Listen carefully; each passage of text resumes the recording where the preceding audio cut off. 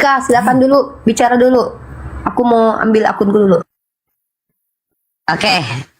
Uni, ya terima kasih buat teman-teman yang udah follow Bang Yonatan Nandar, yang udah follow Uni, dan termasuk saya sendiri. Terima kasih banyak. Terima kasih banyak atas supportnya selama ini. Semoga kita selalu dalam lindungan Allah Subhanahu wa taala. Adanya kami bukan kita tidak memaksakan orang untuk masuk ke dalam Islam, tetapi paling tidak kita membuat orang tidak keluar dari Islam. Adapun orang yang masuk Islam berarti bonus diberikan Allah kepada kita. Kita menonton orang syahadat di Komal, kita menonton orang-orang kembali ke fitrahnya. Dan alhamdulillah ya teman-teman ya, adanya debat lintas agama yang dibuka oleh Unirifa dan Bang Yonatan Nandar ini ternyata banyak berhasilnya, banyak manfaatnya. Pertama, beberapa orang Kristen sudah tidak mau lagi menggunakan kata Allah, seperti Mikana, Pastor Arum, Bang Aldo, Chris Lee, dan Tom. Mereka kembali kepada isi Bible mereka berbahasa asli Ibrani dan Yunani. Mereka tidak mau lagi memakai kata Allah karena mereka sadar bahwa Allah itu hak nama Tuhannya orang Islam. Nah, yang kedua, apa gunanya perapologetan ini? Ternyata membuahkan hasil juga. Bahkan hampir tiap bulan insya Allah kita menerima tontonan atau menonton orang yang mu'alaf kembali kepada fitrahnya. Dan tidak ada pekerjaan yang sia-sia. Tidak ada sedikit pun pekerjaan yang sia-sia. Kalau kita nawaitu di jalan Allah, maka Allah akan memberikan balasan buat kita. Begitu juga yang menonton, tidak ada tontonan yang sia-sia. Ketika kita menonton debat lintas agama, maka ilmu yang bermanfaat yang kita dapat. Lanjut Uni, aku mau makan, lapar. Ya, baik. Ya, terima kasih buat Tante Mika. Jadi teman-teman, kalau kita perhatikan, memang yang membuat orang tersesat itu adalah ketidakpahaman. Kenapa orang jahil itu dikatakan orang yang melakukan sesuatu ikut-ikutan tapi dia tidak tahu apa yang dilakukan. Ini makanya orang disebut jahil. Jadi teman-teman juga harus paham nih. Term dalam Islam itu ada kafir, musyrik, jahil, fasik. Semuanya ada penekanan masing-masing. Walaupun semuanya itu termasuk kepada hal yang salah. Contoh kayak gini nih. Kafir itu dari kata kafaro secara esensi adalah orang yang menutup diri. Nah, orang kafir belum tentu musyrik. Contoh Yahudi. Yahudi itu dia kafir, tapi dia tidak menduakan Tuhan. Artinya dia tidak mensekutukan Tuhan. Ada orang yang sudahlah kafir, lalu dia musyrik. Ya double dia kejahatannya. Sama saja sebenarnya dosanya, tapi kejahatannya itu akan menambahkan beban siksaan ke dia nanti. Contoh, sudah dia kafir mengingkari Nabi Muhammad, lalu dia menyekutukan Allah. Makanya dia disebut dengan kafir musyrik. Nah, setelah dia kafir dan musyrik, di dalam kekafirannya dia fasik. Ya, atau ada orang Islam yang dia mengakui bahwa Allah adalah Tuhan, dia mengakui Nabi Muhammad adalah Rasul, tapi dia fasik, fasaqah, keluar dari pemahamannya sesungguhnya. Atau dolalah, dia sesat. Itu beda, teman-teman ya. Karena kalau fasaqah itu dia merujuk kepada cara memahami, misalkannya dia kalau ulama bilang bahwa ini begini begitu, tapi dia berbeda gitu, maka dia fasik. Kemudian dia dolalah itu dia tersesat teman-teman. Dan sesat itu lebih umum, lebih banyak ya aspek-aspek sesatnya. Atau misalkannya dia jahil itu adalah dia contoh nih, dia melemparkan koin ke dalam suatu kolam, lalu ditanya buat apa? Supaya dapat jodoh. Siapa yang ngajarin gitu? Dia tidak bisa sebutkan, dia hanya ikut-ikutan orang lain. Dan saya pernah melihat satu ini ya, video TikTok itu di India itu ada seorang laki-laki ngerjain orang ya. Dia pegang itu tembok lalu dia letakkan di kepala lalu sambil dia begini-begini. Semua orang mengikuti di belakang. Karena mereka pikir itu adalah tradisi orang lain. Nah, ketika kita FOMO, gampang mengikuti orang lain, maka kita bisa dikatakan jahil. Karena apa yang kita lakukan itu tidak ada sandarannya. Nah, ini yang dilakukan oleh orang-orang kafir, musyrik, dan juga jahil. Kemudian ada yang namanya adalah zindik. Nah, zindik ini tuh ada perbedaannya dengan fasik. Kalau orang zindik ini adalah orang yang biasanya tuh dari kaum-kaum yang liberal dan filsafat-filsafat yang mereka itu ketika membaca satu diksi Al-Quran dan hadis, mereka punya pandangan sendiri dan mengajarkannya ke orang lain tuh. Mohon maaf ya, saya melihat kayak seolah-olah tuh kayak ada Abu Marlo. Teman-teman kalau lihat mungkin ya, saya tidak mau mengatakan dia kafir musyrik ataupun apa nih kucing ini ya Allah. Tetapi saya bisa mengatakan ada kezindikan yang terjadi di Abu Marlo karena dia menyimpulkan sesuatu yang tidak pernah diajarkan oleh para ulama. Seperti dia mengatakan batu Hajar Aswad itu bermakna begini-begini. Padahal ulama tidak pernah mengatakan seperti itu. Itu namanya saya memberikan contoh bagaimana bentuk zindik ya. Saya tidak membenci si Abu Marlo. Tapi setahu saya tidak pernah ulama menjelaskan apa yang dia jelaskan. Karena ilmu Islam itu dikatakan bahwa kita tuh bersanad, al-isnad minad-din. Artinya kalau kalian tidak dapat dari para ulama, jangan kalian berani-berani menyimpulkan sesuatu yang tidak pernah diajarkan. Karena itu bisa beradu, nih kucing ini kok bandel banget sih. Astagfirullahaladzim. Ya Allah. Bentar.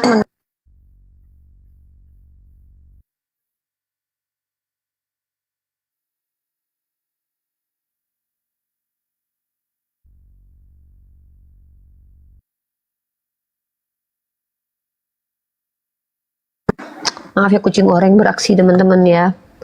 Kucing oreng ini memang minta direndam pakai air. Nah gitu teman-teman ya.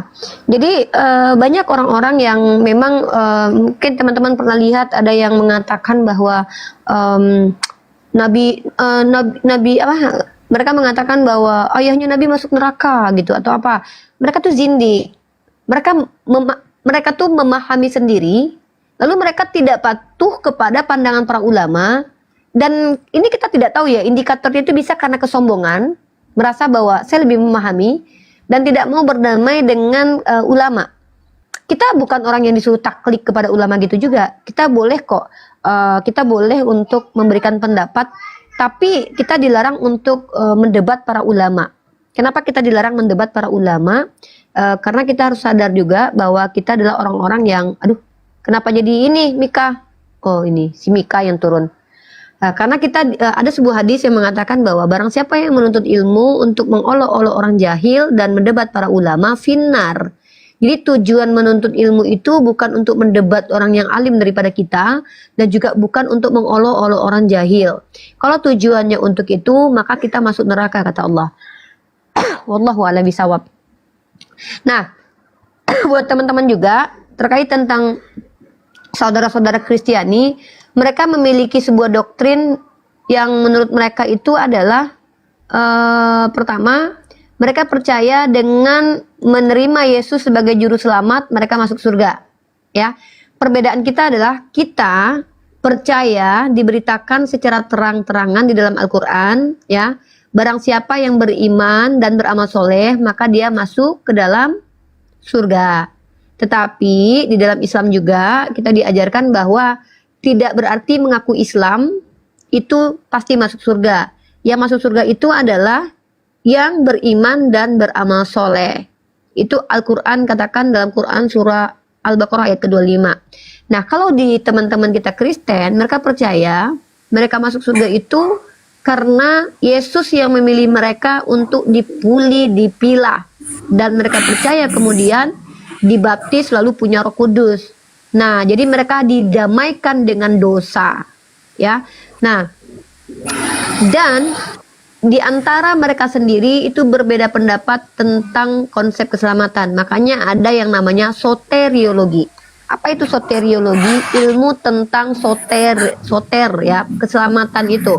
Soteriologi ini ilmu yang membahas tentang bagaimana aspek keselamatan, aspek surga dalam pandangan orang-orang Kristen. Teos di mute dulu ya. Nah, ada 3 soteriologi yang sering kita dengarkan teman-teman, walaupun mungkin ada lagi ya. Ini ada soteriologi baru ya, namanya soteriologi iblis. Di Kristen itu ada soteriologi baru ya. Ini mungkin doktrin ini akan terkenal mungkin perkiraan saya sekitar 2, 3, 5 tahun akan datang. Karena ini soteriologi terbaru. Dulu waktu John Calvin menjadi salah satu petinggi gereja Protestan, menghadirkan pemikiran-pemikiran, John Calvin membawa namanya konsep soteriologi Calvinis, diimani oleh Pak Dr. Ezra Soru dan juga Pak Pendeta Budi Azali. Apa sih soteriologi Calvinis ini? Menurut Calvinis, keselamatan di Kristen itu karena iman, bukan karena perbuatan. Nah, lalu teman-teman, seperti Qadariyah dan Jabariyah ya, kalau teman-teman belajar soteriologi gereja Armenian, ya, nih saya tunjukkan soteriologi Armenian, ya, Armenian. Nah, ini beda dengan soteriologi Calvinis. Dia bertolak belakang. Nah, sebenarnya ada beberapa, mungkin kita bahas di sini teman-teman ya, doktrin tentang soteriologi ini penting buat kita ketahui supaya kita tidak ketika diskusi dengan orang Kristen itu bisa memilah mana yang mereka ketahui, mana yang tahu, mana yang tidak. Bentar dulu, saya ambilkan dulu datanya. Armenian soteriologi itu bertentangan dengan soteriologi Calvinis. Kalau soteriologi universal itu dipakai oleh Gereja Katolik ya di Konsili Vatikan kayaknya yang ke-20 ya atau kedua atau ke-20, saya kedua ya, ke-20 ya, saya nggak tahu. Di situ mengatakan bahwa pada akhirnya semua manusia akan selamat. Itu dalam soteriologi universal. Saya masih mencari soteriologi Armenian membandingkan dengan soteriologi Calvinis. Saya ambil dari jurnal Teologi dan Misi Siliasuh, teman-teman.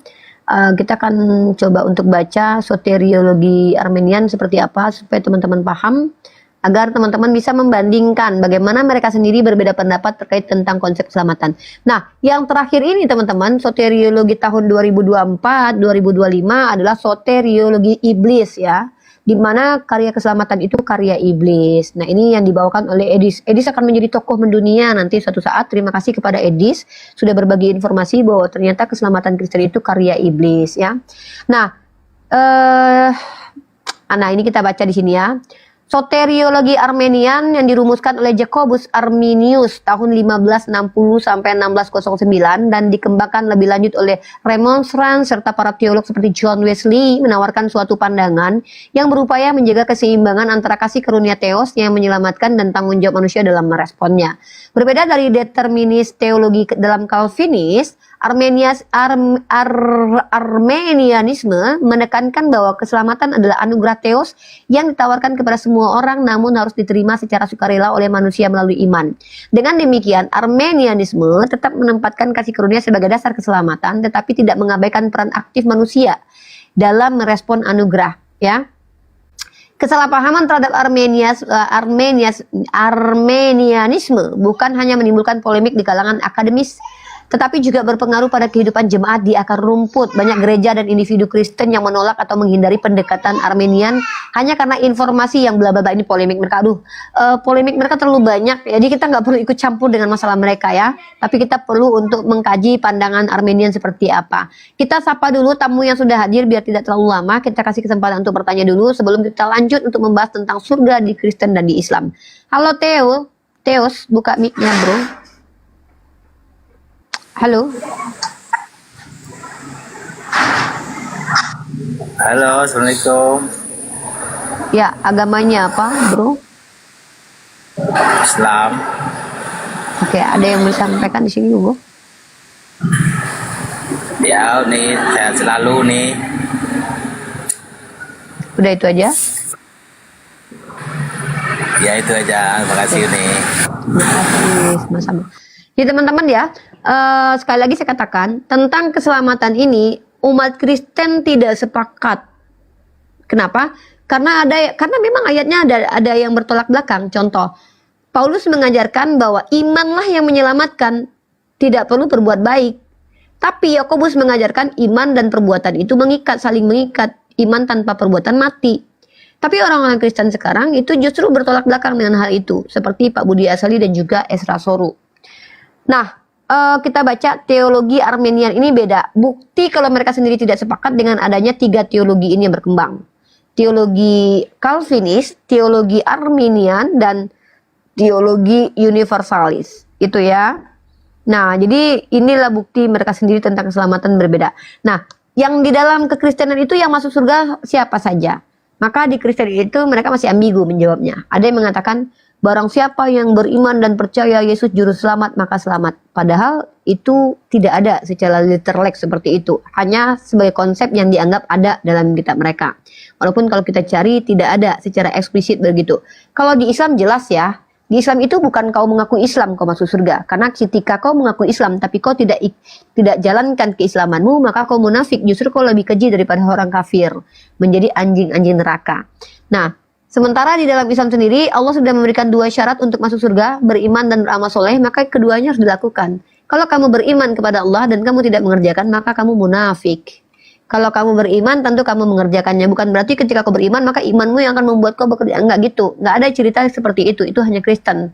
Kalau di Kristen, ketika kau beriman kepada Yesus, kau langsung diurapi Roh Kudus, maka kau akan menjadi pribadi-pribadi yang baru. Tapi enggak juga. Enggak terbukti begitu. Karena enggak ada satupun orang Kristen ketika jadi Kristen itu langsung berbuat baik. Enggak ada.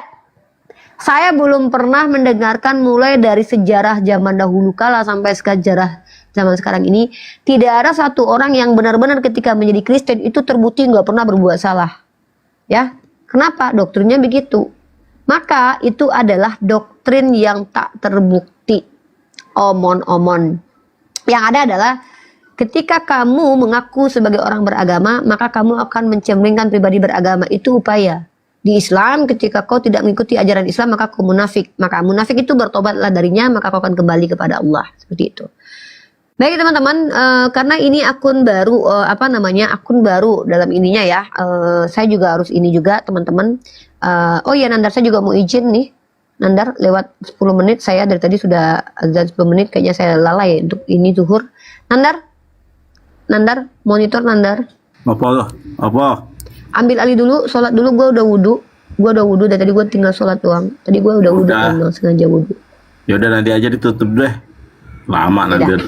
Baik teman-teman, maaf teman-teman ya, karena ini akun baru, akunnya Nandar ini akun baru, ininya mungkin belum FVP. Teman-teman bagi-bagikan ke oten-oten biar mereka mau bertanya tentang surga, supaya mereka bisa membandingkan dan membuktikan surga perspektif mereka.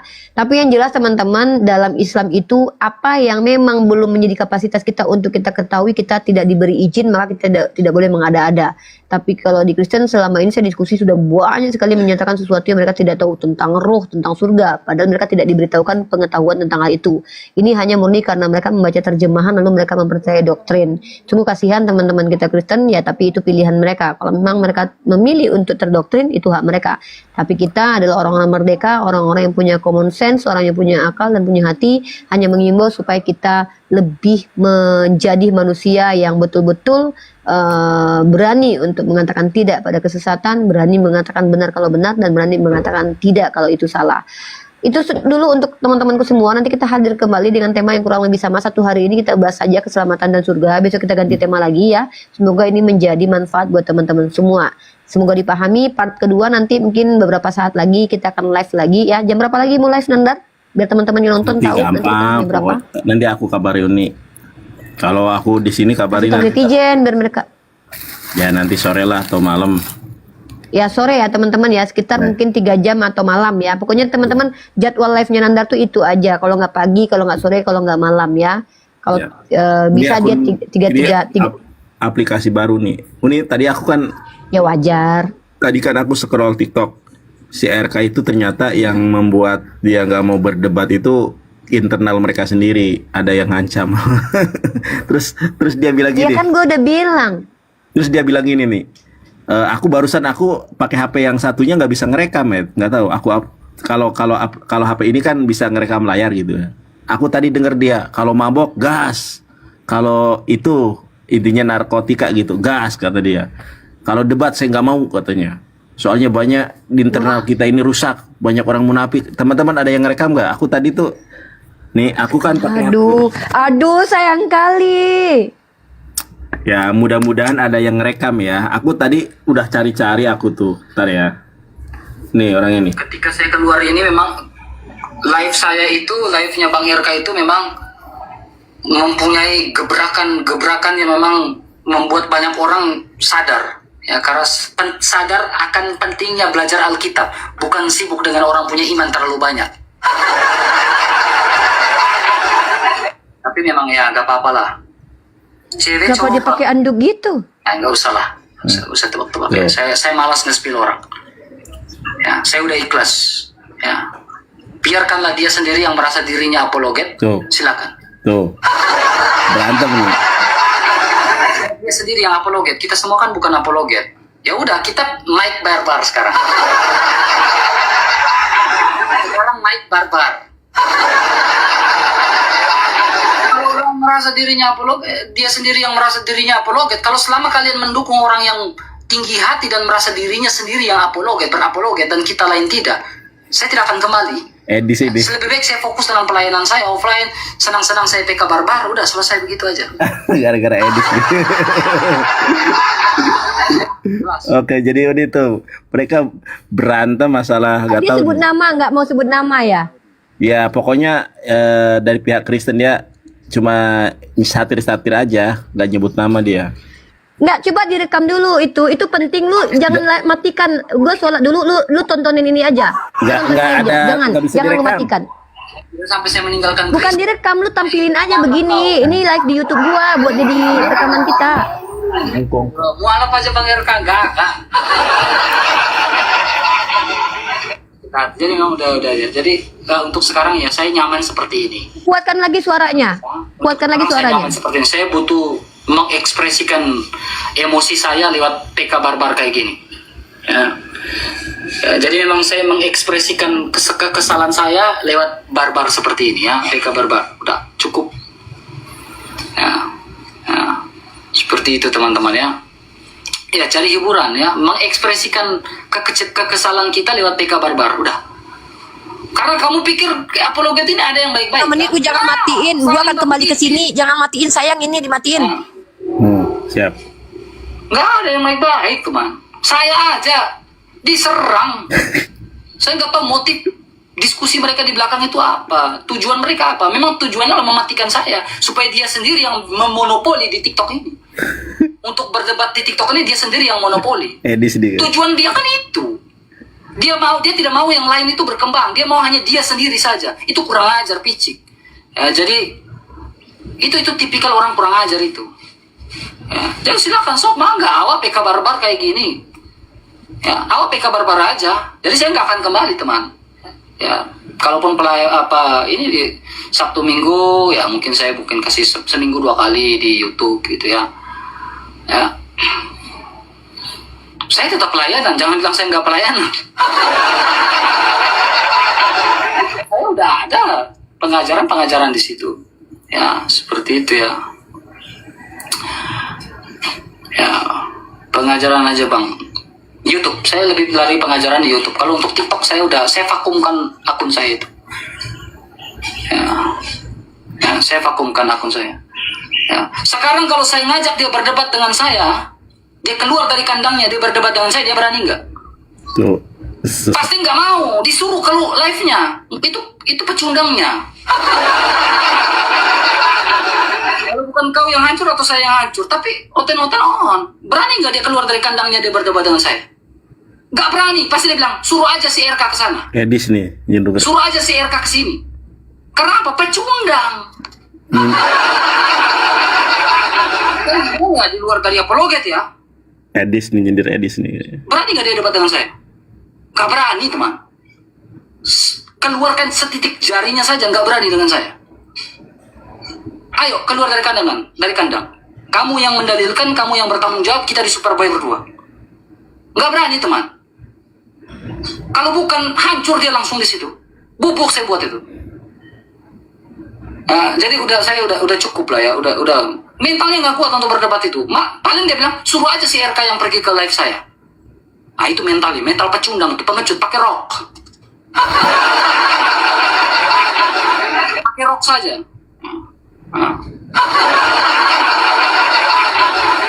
Ini oten-oten juga divaksinasi.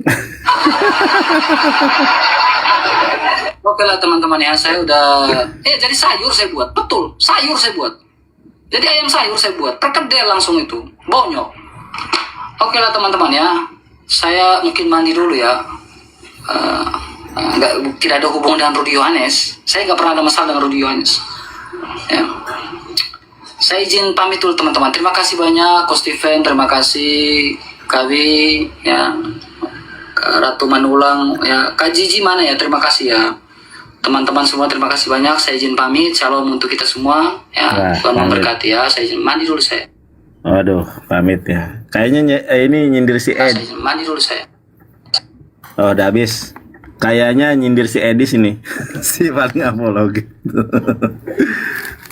Rifa, udah ini belum? Woi. Ternyata mereka baku hantam. Nah, kita juga jangan sampai baku hantam, teman-teman ya. Pokoknya jangan kita sampai sama kayak Oten.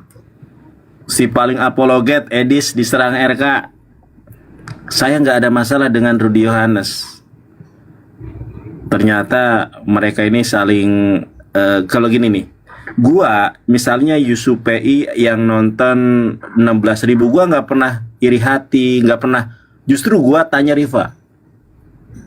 Gua lihat Bang Juma yang nonton banyak, gua itu seneng.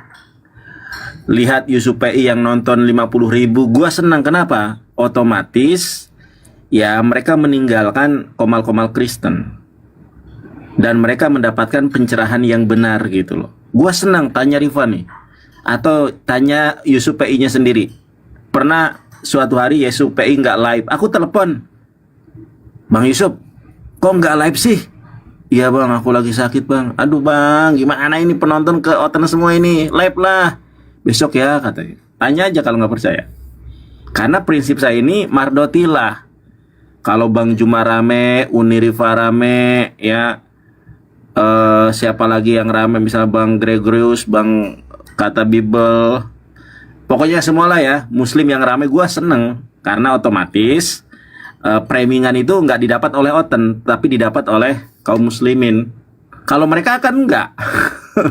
Si Edis rame, yang lain merasa merasa tersaingi gitu. Makanya kita jangan begitu ya. Kalau nggak percaya tanya aja Yusuf PI. Kalau Yusuf PI rame, gua telepon itu, Ustadz kenapa nggak live?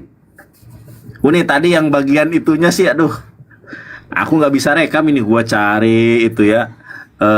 Cara Bang Ji ngerekam. bilang apa? Gimana kata-katanya gimana? Intinya gini, gua kalau mau menjadi apologet, selama si sok paling apologet itu ada dan dia sok mau memonopoli diskusi, maksudnya memonopoli jemaat Oten lah ya, gua nggak mau debat lagi. Gua mah lebih baik kalau mabok ajak, ayo katanya. Gitu. Kalau gua diajak apa itu bahasa-bahasa gitulah ya, bahasa-bahasa kayak klub gitu.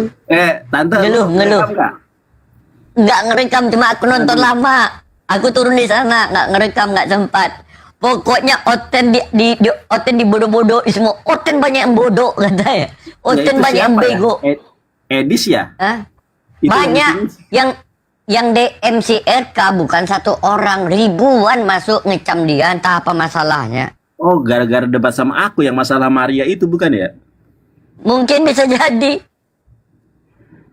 ada pengakuannya dia yang salah atau klaim dia yang salah apa kata mungkin. dia? Apa emangnya kata dia? Pokoknya dia tidak akan, dia ganti namanya, dia udah nggak mau jadi debat lagi. Dia mau PKPK barbar. Tadi mandi lumpur, dia kalah makanya mandi lumpur. Depresi ya. Aku udah bilang loh. Aku kan gini ya. Waktu terakhir aku debat sama si RK itu, aku lihat ini anak kayaknya masalah psikologi deh, kata aku kan. Aku lihat kayaknya ada masalah psikologi ini anak. Aku bilang kan. Terakhir kan aku debatnya kaget aku. Ini anak kayaknya ada masalah psikologi, tiba-tiba ngamuk. Ya memang ada masalah psikologi dia. Inilah apa yang kuucapkan itu diperlihatkan oleh Allah bahwa memang ternyata ini anak punya masalah kejiwaan. Tadi juga diakui sama dia Uni bahwa sekarang itu apologet Kristen itu bukan saling dukung tapi saling jatuh menjatuhkan. Mau apapun dia saling jatuh menjatuhkan, kata RK tadi. Mereka ini berharap mereka aja yang jadi apologet katanya. Jadi kita ini bukan disupport, kita dijatuhkan, diserang, diserbu. Nah, ini yang katanya. tidak boleh ada di Islam. Ini Ya, yang makanya sebenarnya kita nggak boleh ini. Mika harus tahu juga ya. Tanya teman-teman Sebenarnya di dalam Islam tuh ada juga orang yang begitu. Uni. Sebenarnya jujur aku bilang di Islam juga ada. Hah? Tanya Uni, waktu Ustadz Yusuf PI nggak live, aku teleponin tuh, Ustadz kenapa nggak live? Iya, enggak. Ini gue ceritain. Di samping kita membicarakan bagaimana sikap-sikap kita di samping itu. Kalau saya ya, saya masih ingat dulu pertama sekali kami berdebat diskusi lintas agama. Apa yang terjadi teman-teman? Saya sebutkan nama-nama orangnya. Ustadz Yusuf PI, Kang Igel, terus saya dan beberapa orang di situ. Itu saling menaikkan nama teman-teman. Caranya apa? Pertama sekali saya buka YouTube, kalau teman-teman lihat ada akun saya yang belum saya privat itu ya, beberapa tahun lalu itu ya. Itu tampilan YouTube saya itu nama YouTube teman-teman yang lain. Kenapa?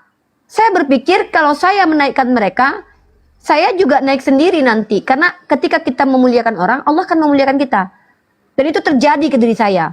Saya bikinkan, waktu itu saya sama Pak ingat banget nih, Pak Donditan itu baru bikin YouTube sama seperti saya, teman-teman.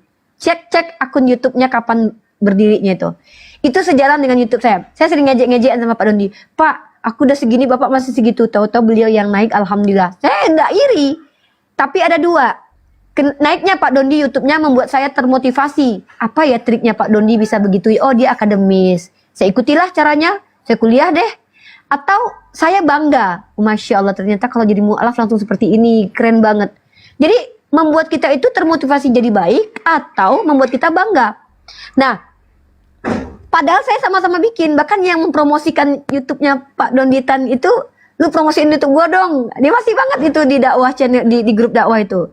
Begitu juga dengan yang lain. Ustaz Yusuf PI berkali-kali, Uni promosiin ini dong, siap. Uni promosiin ini dong, siap. Kenapa? Kita bangga kalau saudara-saudara kita itu naik. Tapi oten, saling memijak.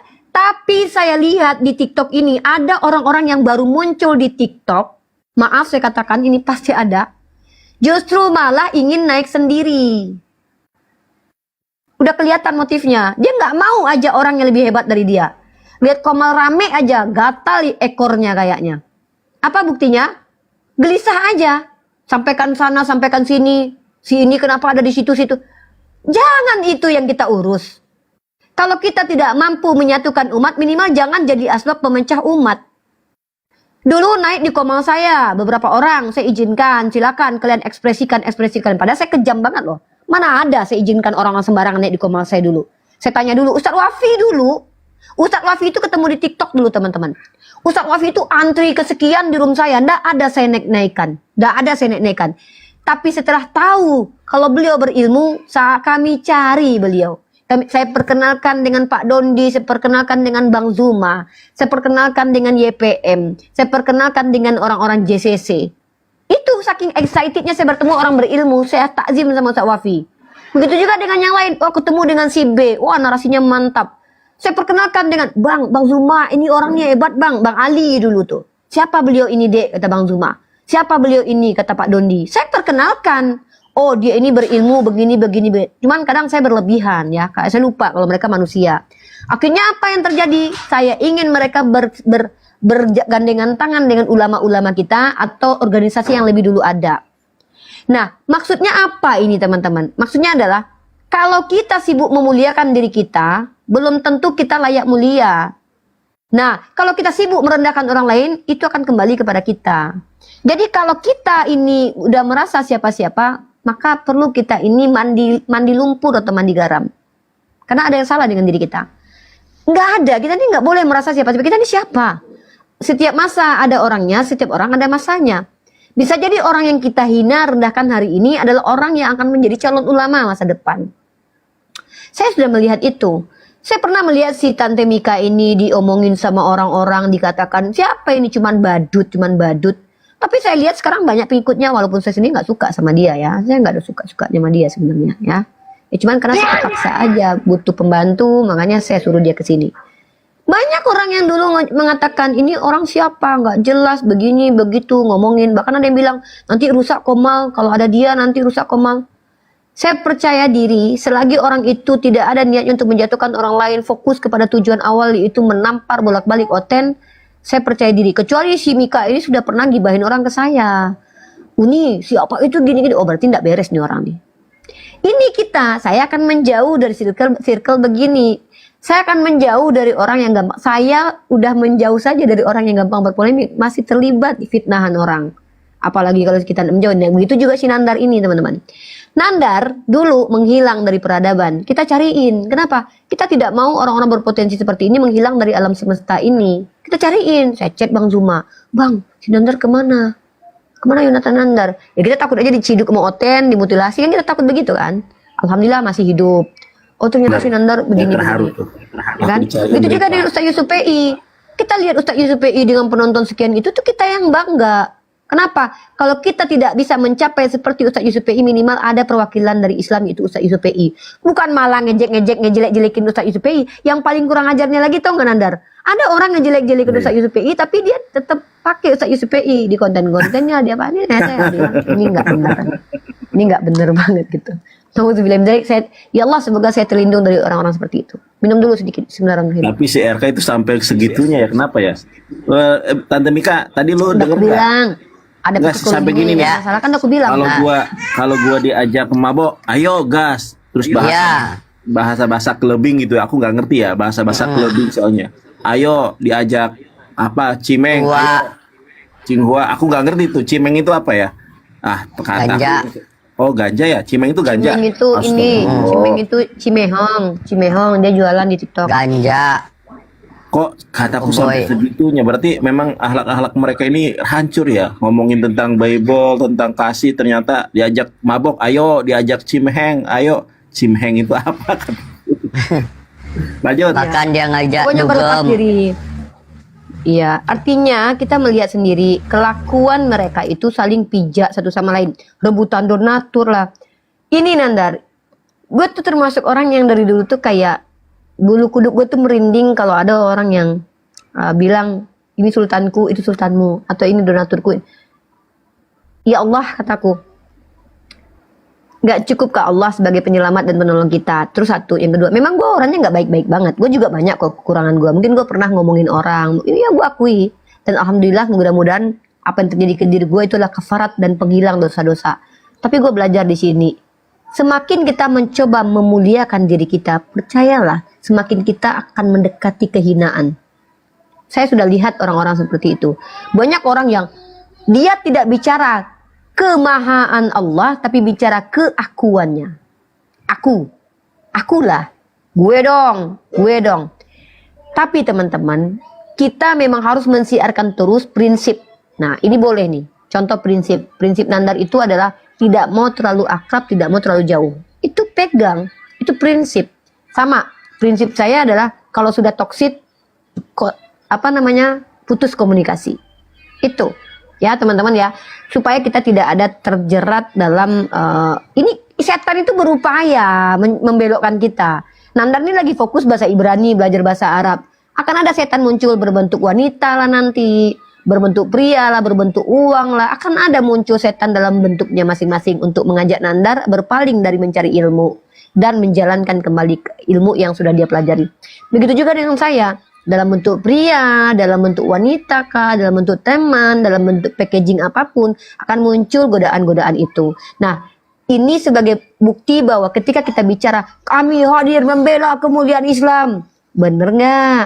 Kalau cuman, kami pasti masuk surga. Bener nggak kan gitu? Maka Allah menguji kita, dan ujian itu pun tidak melampaui kemampuan kita. Insya Allah teman-teman, kalau kita niatnya tulus, tidak ada kebencian kepada orang lain. Jangan mentang-mentang nggak dinaikin orang ke komal, kita benci orang tersebut. Emang kita siapa? Ya, itu nggak bagus juga. Saya katakan tidak kepada orang yang gampang menghasut orang lain.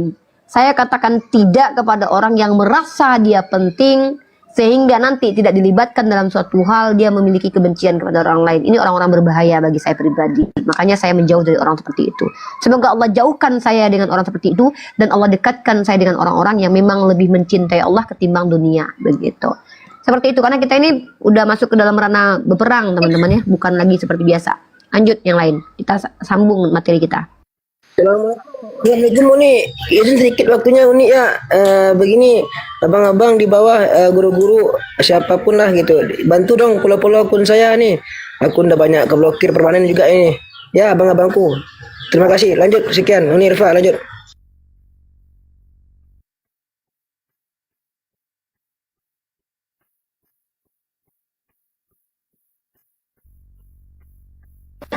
Ya, silakan, selamat datang akun Sang Petualang. Nah, ini silakan Mika sampaikan ayat ini.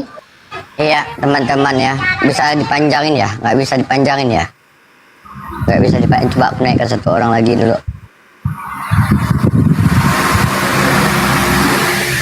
Mana ini? Ada, ini udah aku naikin, nggak ada orang.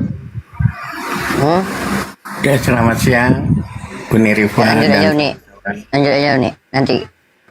Ya, sampaikan aja terjemahan ayat itu lebih baik. Sebentar Ya Sang sesungguhnya Petualang, umat sampaikan aja, Islam kita itu nanti. bersaudara ya teman-teman ya.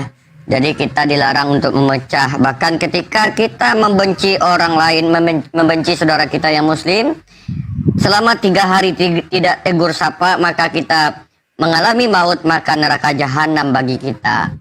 Nah itu ya teman-teman ya, bahkan sangat jelas dilarang bertegur sapa aja. Menyebarkan kebencian, membenci, itu adalah perbuatan yang diingini oleh setan. Karena ketika perbuatan membenci ini berlaku kepada saudara-saudari muslim kita, maka kita ikut andil melakukan pekerjaan setan. Nauzubillah min zalik. Ya teman-teman, penting kita bagaimana caranya mempersatukan, mempertemukan yang bermasalah, disuruh Allah selesaikan. Ya kita penyelesai, bukan penengah, bukan pengikut atau pencampur urusan untuk makin terpecah. Itu ya Uni ya, aku mau makan dulu, lapar perut. Belum makan aku nggak makan-makan. Belum masak miku. Oke, kita sapa tamu kita di sini. Ada akun Sang Petualang. Perkenalkan nama dan agamanya, bro. Ya, namanya Pendi dari Jakarta. Agamanya Muslim. Ya, baru mengenal. Tapi ini TikTok itu kan baru kenal ya. Artinya bukan lama ini bermain TikTok. Cuman saya perhatikan dalam apologet ini emang saya tertarik ya dengan apologet itu, dengan diskusi lintas agama. Cuman saya pertanyaan saya nggak paham ya, saya nggak paham maksudnya ketika apa itu di room ini emang ada nilai ekonomisnya gak ya dalam ketika kita siaran apa gitu, karena saya terus terang kagak paham tentang TikTok ini. Kalau itu saya tidak terlalu penting buat saya mengetahui ada nilai ekonomis atau tidak.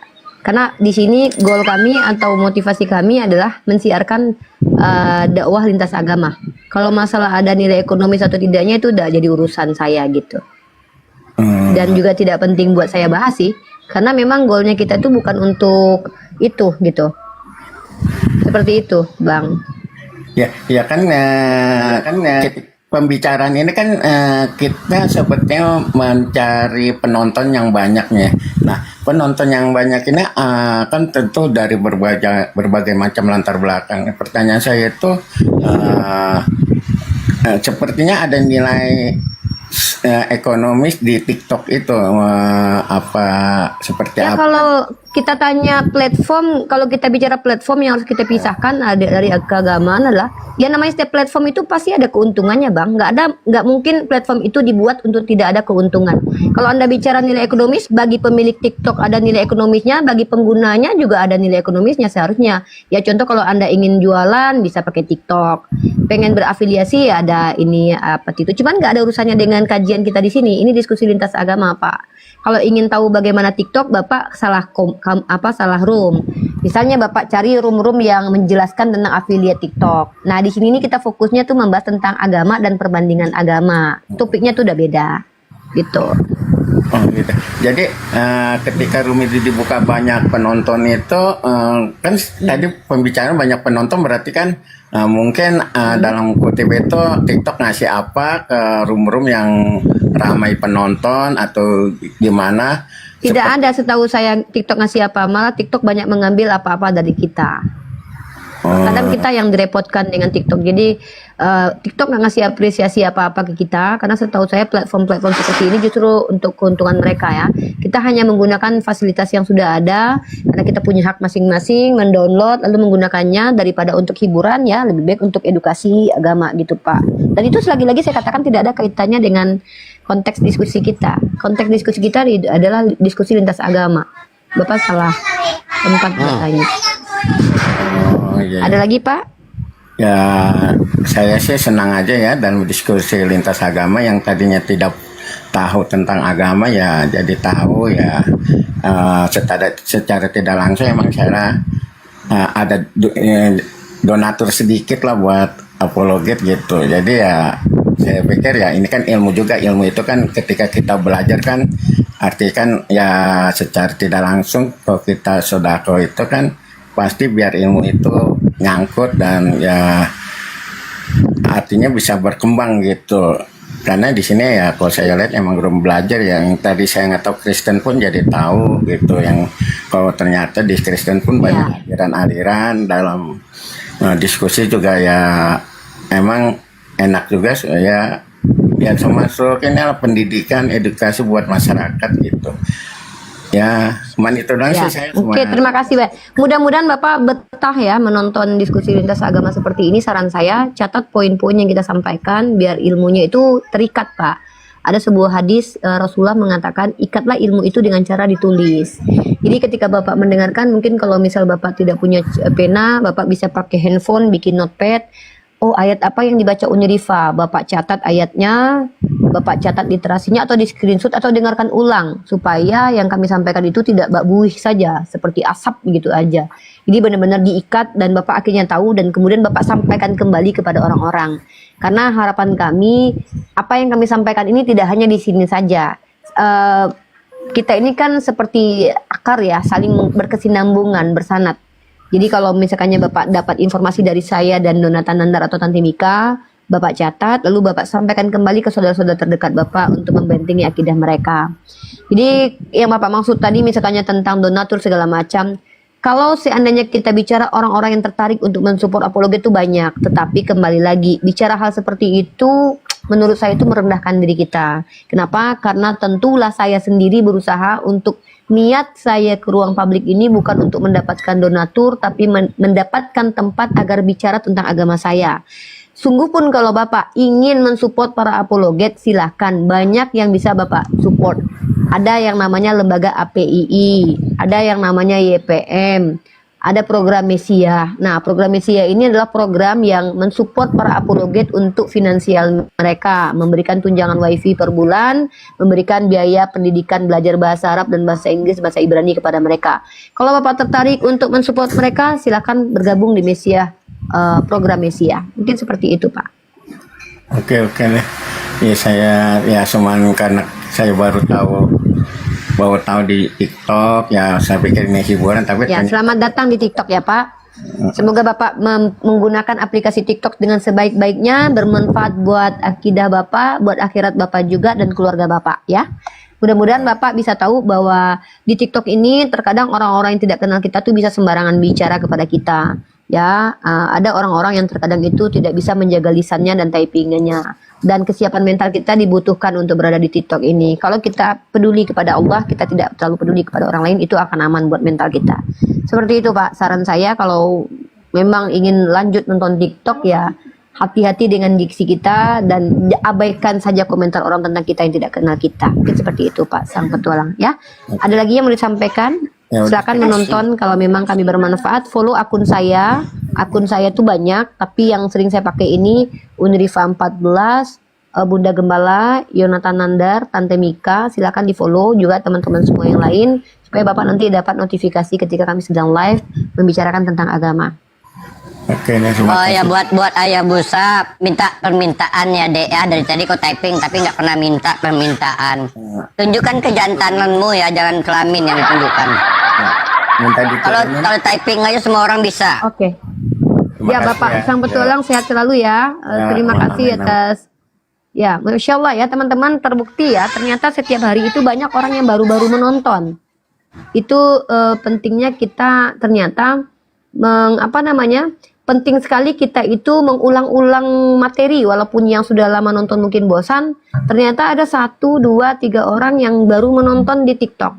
Baru menonton di TikTok dan baru tahu tentang diskusi lintas agama dan kemudian pada akhirnya mereka tersadar bahwa oh ternyata begini ya di Kristen ya. Ternyata begini ya di Islam ya.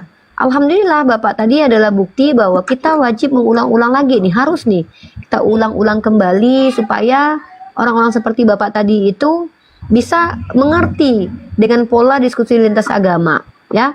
Mudah-mudahan orang-orang seperti Bapak tadi itu yang sudah dipalingkan oleh Allah ke arah yang menonton sesuatu yang adalah kajian ilmu, semoga betah ya dan tidak dan dibentengi akidahnya tentunya. Itu harapan kita. Oke Pak Fahmi Hadi, silakan. Halo, Assalamualaikum warahmatullahi wabarakatuh. Waalaikumsalam warahmatullahi wabarakatuh.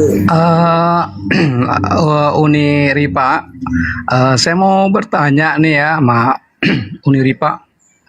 Saya mengagumi Uni Ripa ini, pinter, cerdas. Cuma saya mau bertanya begini, apakah nama Allah itu diperkenalkan oleh Allah nih kepada Nabi Musa, Nabi Ibrahim dengan nama yang sama atau ada nama lain yang diberikan pada nabi-nabi sebelum Islam ya? Saya orang awam mau bertanya. Al-Quran menjawabnya, kalau kita lihat di Al-Quran, nama Allah itu tidak menggunakan nama lain. Innani anallahu la ilaha illa ana fa'budni. Itu kepada Nabi Musa. Artinya tetap bernama Allah, berasma Allah. Seperti itu. Wallahu Kepada Nabi Ibrahim, Nabi Nuh, Nabi Allah. itu semuanya namanya Allah gitu ya. Tapi yang saya dengar itu nama Allah itu kan bahasa Arab ya, mau nih ya. Gini, bahasa Arab, bahasa Ibrani, bahasa Aramaik itu bahasa serumpun. Sebenarnya kalau kita bicara tentang bahasa, kita hanya tahu sejauh analisa manusia. Tidak ada yang bisa memastikan bahwa Abraham itu pakai bahasa apa. Saya kasih uang 1 juta hari ini. Kalau ada yang bisa membuktikan secara akademik, memastikan Abraham itu pakai bahasa apa dengan metode empirik ya. Tapi diduga ada, diduga disinyalir, ditebak-tebak atau diteliti menggunakan bahasa Mesopotamia ya, bahasa Irak ya. Nah, seperti itu. Tapi kita tahu yang namanya bahasa ini ya serumpun. Begitu. Oh, jadi kata Allah itu nama Allah itu nggak ada yang lain ya kecuali Allah aja ya. Yang disebut di katanya Al-Quran Yahweh apa sih namanya selain Yahweh itu di Al-Quran begitu, Bang. Saya tekankan sekali lagi, di Al-Quran begitu. Jangan berpatokan kepada kitab yang tidak jelas. Al-Quran katakan begitu. iya. Ya Uni, terima kasih. Uni cuma itu aja. Saya turun ya, mau Uni, terima kasih. Oke, terima kasih. Teman-teman terkait nama Allah, Ini ayah busa ini congor mulu, naik aja ke atas, woi. Ngapain? udah biarin aja. Nggak biarin aja. Kalau dia naik. Kalau nggak. Biarin aja dia. Itu dia cuma ingin menyenangkan dirinya. Ngapain sibuk? Jadi teman-teman ya, dalam Al-Quran dikatakan bahwa asma Allah itu adalah Allah. Nah, lalu bagaimana dengan fakta historis bahwa asma Allah itu belum diperkenalkan? Ya, secara historis kita tidak lagi menemukan literasi asli dari Injil dan juga Torah. Kenapa? Karena wahyu kepada Nabi Isa dihalangi untuk tersebarkan dengan ditolaknya Nabi Isa. Dan wahyu kepada Nabi Musa itu sudah tidak mungkin lagi bisa kita temukan originalnya. Karena jangankan wahyu Torah kepada Nabi Musa, loh batu yang diberikan kepada Nabi Musa yang diimani oleh orang Yahudi saja sampai sekarang tidak ada, nggak tahu di mana. Jadi sulit untuk kita mengatakan bahwa kata Allah itu kan baru muncul, itu secara historis. Kenapa? Karena kalau bicara historis berkaitan dengan dunia empirik. Tapi faktanya ketika kita mengklaim bahwa Allah itu adalah asma yang sudah ada bahkan sebelum Adam diciptakan, iya itu juga tidak terbantahkan. Nah kalau terbantahkan begini, ditemukan Taurat asli, ternyata Tuhannya di situ bukan bernama Allah, tapi Tauratnya harus dibuktikan dulu asli. Kalau Tauratnya tidak dibuktikan asli, ya kenapa kita percaya kepada kitab yang tidak jelas? Nah, jadi begitu cara berpikirnya ya. Ingat teman-teman, historis itu adalah upaya manusia untuk menggali informasi masa lalu. Dan itu pun tidak absolut benar, karena dipenuhi dengan tafsiran juga. Teman-teman silakan baca fakta arkeologi itu seperti apa definisinya. Arkeologi itu adalah ilmu yang mempelajari jejak-jejak peninggalan masa lalu dan kemudian ditafsir ulang atau direkonstruksi ulang, lalu dijelaskan bahwa oh dulu kira-kira orang itu makannya pakai ini. Kenapa? Ada tertulis di sebuah goa bahwa mereka menunjukkan makan seperti ini, maka diduga beginilah makannya. Maka bukan absolut. Ya kita kan nggak tahu, jangan-jangan itu cuma tulisan apa gitu, kita kan nggak tahu. Tapi secara ilmiah dikumpulkan bukti-bukti bahwa dulu sendok itu dibuat pertama kali dikira-kira tahun sekian. Jadi makanya Al-Quran itu tidak bersandar kepada fakta historis.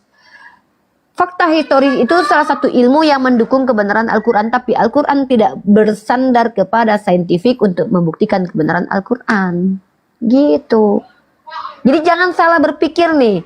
Kalian jangan berpikir bahwa Al-Quran itu harus divalidasi sama saintifik. No.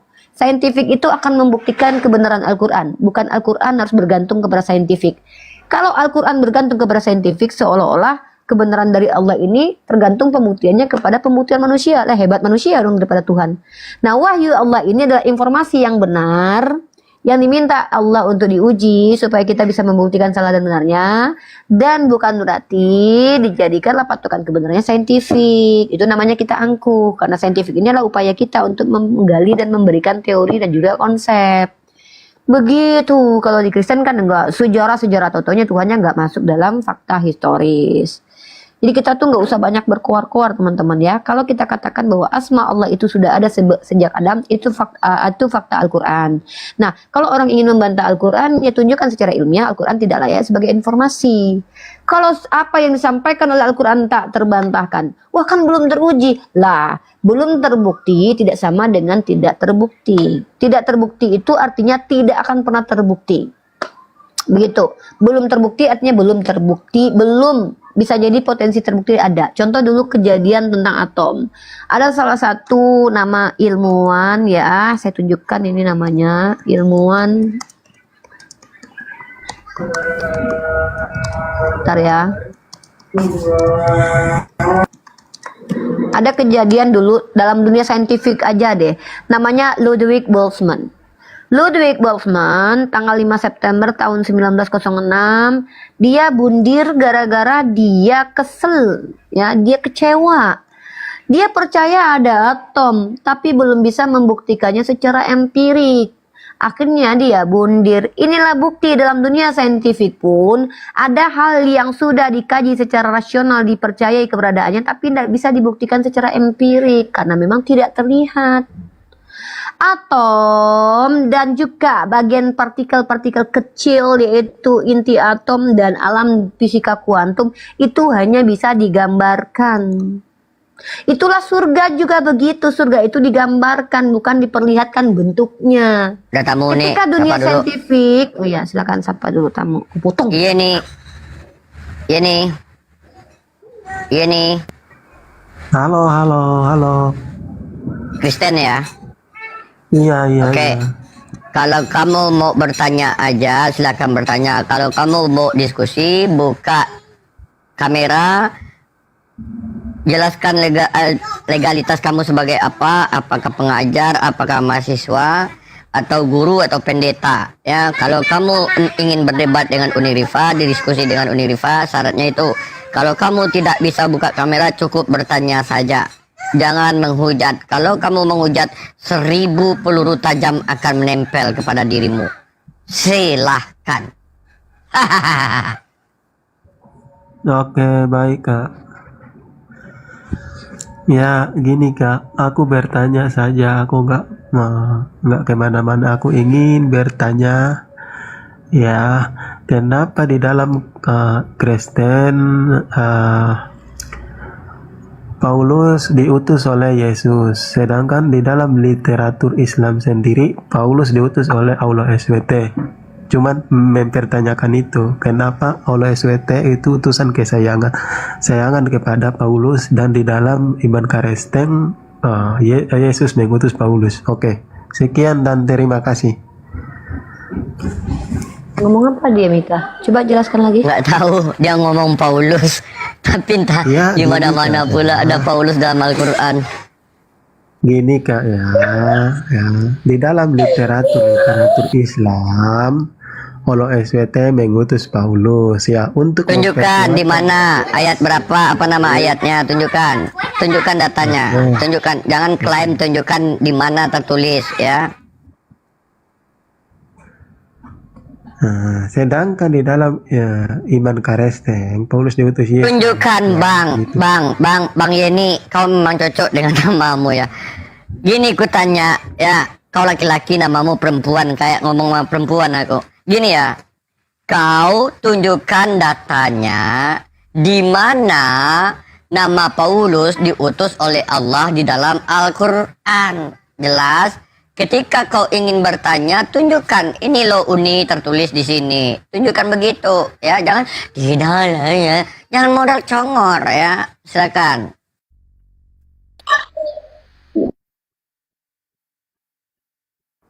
Oke, baik. Oke, baik. Oke, baik.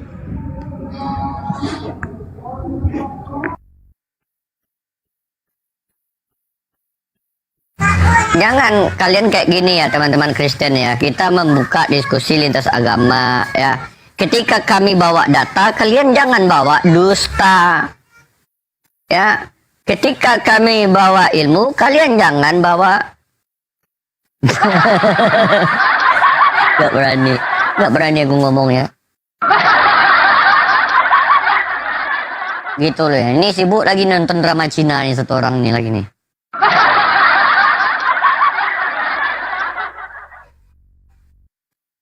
Silakan, ini. Ini jujur ya, ini saya baru tahu loh. Di Al-Quran ada Paulus di Al-Quran itu ada Allah mengutus Paulus. Itu dalilnya di mana itu? Bisa ditampilkan dalilnya itu, Bang ini. Coba dong kalau ada dalilnya, itu coba dong di-spill dong dalilnya di mana itu. Biar kami jadi apa loh, jadi apa namanya? Biar tahu gitu. Coba Bang, ini silakan Bang. Penken Bang, silakan Bang. Berani dong. Udah, kalau tidak berani dalam 5 menit, saya hitung ke 5, masih mute, saya turunkan, kita ganti dengan hotel yang lain ya.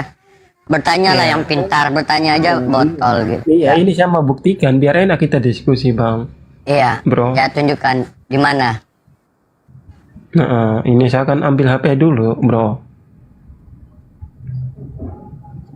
Saya buka lewat HP.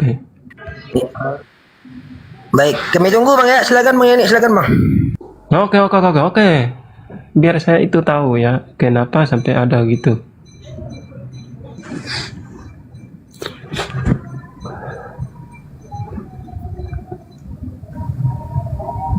Hitung waktunya kan Teh sampai 5 menit. Kalau nggak ngomong dia turunkan aja. Silakan Teh. Ya, sambil Tante Mika dan si Lemon mengurusi si ini, tepat mengalih dulu. Ya. Kolera. Assalamualaikum. Waalaikumsalam warahmatullahi. Islam ya Bang, ada mau disampaikan Bang. Bisa Muslim bertanya? Boleh, Ya, silakan bertanya satu pertanyaannya Bang ya. Kita sebetulnya prioritaskan Kalau kita bisa Kristen jawab. karena Ya, kalau Karena ada kita kaitannya prioritas dengan Kristen. dialog lintas agama nggak apa-apa Mika. Tapi boleh, kalau boleh, kita bisa ya. jawab, kita jawab. Kalau tidak bisa kita jawab, kita tidak jawab. Enggak. Kalau soal Bible aku enggak tahu karena aku Muslim. ya, silakan Bang. Ya enggak gini ya. Saya ingin artinya saya ingin mendalami agama saya sendiri, gitu kan. Dalam artian syariat, tarekat, hakikat, ma'rifat. Kalau syariatnya saya tahu. Ya, yang dinamakan tarekat, hakikat, ma'rifat itu apa? Karena kan wali-wali kita kan sebenarnya memegang 3 seperti itu, seperti tarekat, hakikat, ma'rifat. Seperti itu. Dalam artian yang 3 itu tarekat, hakikat, ma'rifat itu apa gitu? Kalau syariatnya itu manusia semua Islam itu megang. Cuma tarekat, hakikat, ma'rifat itu loh. Nggak, Seperti Abang apa gitu? ini sudah membaca panduan bersyariat yang benar di Islam nggak? Kalau syariatnya ya sudah, gitu semuanya Sudah dijalankan nggak syariat itu? Sudah gitu. Nah, kalau sudah dijalankan, nanti tarekat itu akan merujuk, hakikat itu akan mengiringi nanti. Jadi kalau Abang sudah jalankan syariat, Ya, karena bentar, kan Abang bertanya, saya menjawab. Kalau Abang mau berdebat dengan saya Abang menang saja. Saya nggak ada Ya. apa-apanya dibanding Abang. Kita tidak Kalau boleh Abang sesama bertanya, Islam saya menjawab. berdebat. iya Kalau ya, Abang tidak mau mendengarkan jawaban saya, jangan bertanya ke saya. Karena yang Oke. saya akan menjawab orang yang bertanya ke saya. Kalau yang tidak mau mendengarkan saya, ya sudah, tidak apa-apa. Jangan bertanya. Oke, lanjut aja ya, lanjut. Karena Abang bertanya, maka saya wajib menjawab. Bukan wajib Oke, juga sih. siap. Sebenarnya saya boleh kok tidak menjawab. Tapi saya akan coba menjawab. Siap. Setahu saya, makrifat itu dari kata arafa, artinya kedekatan kita, pengenalan diri kita. Arafa, ta'aruf, makanya ada kata ta'aruf ya, kenalan. Arafa, makrifat, orang yang dekat dan kenal dengan Allah. Nggak mungkin ada orang yang kenal dengan Allah kalau dia tidak menjalankan syariat dengan baik dan benar. Maka, menurut saya, limit dulu ya, ini noise banget nih. Menurut saya tidak pernah mendengarkan satupun ayat perintah Allah wajib kalian jadi makrifat. Yang diwajibkan oleh Allah itu menjalankan syariat. Maka ketika kewajiban itu istiqomah dijalankan, saya yakin sekali pasti ujung-ujungnya akan dekat dengan Allah. Maka kalau abang ingin belajar bagaimana cara mendekatkan diri kepada Allah, ya jalankan dulu lah syariat itu. Kalau syariat itu sudah dijalankan, pastilah. Pasti nggak mungkin Allah yang janjikan itu. Kau dapat apa yang kau usahakan dan upayakan. Itu abangku jawaban kami. Di sini kita tidak belajar tarikat dan makrifat. Karena tarikat dan makrifat itu apa yang kita upayakan. Kalau cara belajarnya kita kembali ke syariat. Perbaiki syariat kita. Apakah sholat kita itu sudah sesuai dengan panduan Islam? Apakah puasa kita itu sudah kita jalankan? Apakah kita sudah tawadu? Apakah syariat-syariat yang wajib sudah kita jalankan? Jangan kita bicara makrifat, salat-salat aja kita jarang-jarang gitu loh. Ya, itu saran saya. Lagi pula makrifat itu nggak perlu diomong-omongkan. Itu ibarat kata kayak gini loh. Buat apa saya membicarakan tentang tingkat keimanan saya gitu. Nggak peduli, nggak perlu orang juga dengerin kualitas iman saya berapa. Karena nggak ada yang mampu mengukur kualitas iman seseorang. Kita tidak diberikan alat pengukur iman kita berapa. Kita nggak, dosa dan pahala itu tidak terlihat, tidak tercium, tidak berbau, tidak bisa dipegang-pegang. Kenapa? Karena memang kalau seandainya dosa bisa dilihat, akan banyak orang yang nggak bisa lihat dosa aja udah berani-beraninya menghakimi orang lain, apalagi dosa terlihat. Makanya saran saya adalah kalau mau ingin dekat kepada Allah, ya kalau dari saya pribadi ya, saya pun masih berusaha untuk itu. Aduh, di-mute dulu dong, kalau nggak turun. Berisik. Ya syariatnya diperbaiki. Kalau syariatnya nggak bagus, jangan berharap kenal sama Allah. Kan gitu kayak, gimana mau lulus SD, kelas 1 aja nggak pernah dijalankan. Kalau ingin lulus SD, lulus SMP, masuk dulu kelas 1. Sebetulnya begitu abangku. Ini Itu jawaban aku izin dari turun saya. ya, di sini jam 12.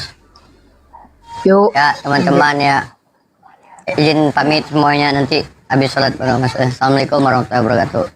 Waalaikumsalam warahmatullahi wabarakatuh. Mungkin begitu abangku, karena abang menjawab, saya tidak membutuhkan tanggapan balik. Karena ini abang bertanya, kalau abang tidak sepakat dengan jawaban saya tidak masalah. Kalau punya jawaban sendiri ya nggak apa-apa. Gitu. Karena abang meminta bertanya ke saya, ya jawaban saya begitu. Itu kemampuan saya. Kalau tidak memuaskan, saya bukan memuaskan orang lain gitu. Ada pertanyaan lain bang, lanjutannya bang, kolera. Silakan.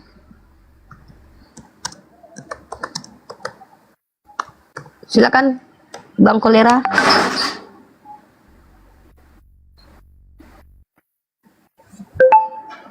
Oke, halo. Mana suara beliau ini? Bang kolera, kalau tidak bersuara, hitungan beberapa menit saya turunkan. Oke, saya minta buka mic dulu nih. Ya, monggo dibuka mic-nya lagi. Oke, kalau gitu turun. Ya, ada pertanyaan selanjutnya? Enggak, kalau syariat tareko hakikat ma'rifat ya saya sempat membaca kalau syariat itu syariat apa yang tingkatan itu kan menuju kematian, bukan menuju ke akhirat. Seperti itu. Abang kalau udah tahu jawabannya, kenapa tanya saya? Kalau abang sudah ngerti, abang nggak bisa takut beda, takut Kalau abang beda tanya ke saya gitu. kan, ya tadi kan saya sudah jawab. Ya. Syariat itu hukum dari Allah. Tarekat itu dari kata tarik, jalan, metode. Makrifat itu dari kata arafah, kedekatan kita dengan Allah. Maka saran saya, kalau abang ingin mencapai tingkatan makrifat, ya abang perbaiki syariat.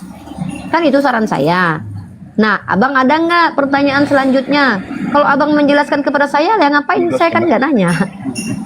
Lah kalau abang memberikan penjelasan abang ke saya tidak berhak untuk membenarkan atau menyalahkan, karena saya bukan orang yang punya kapasitas tentang hal itu.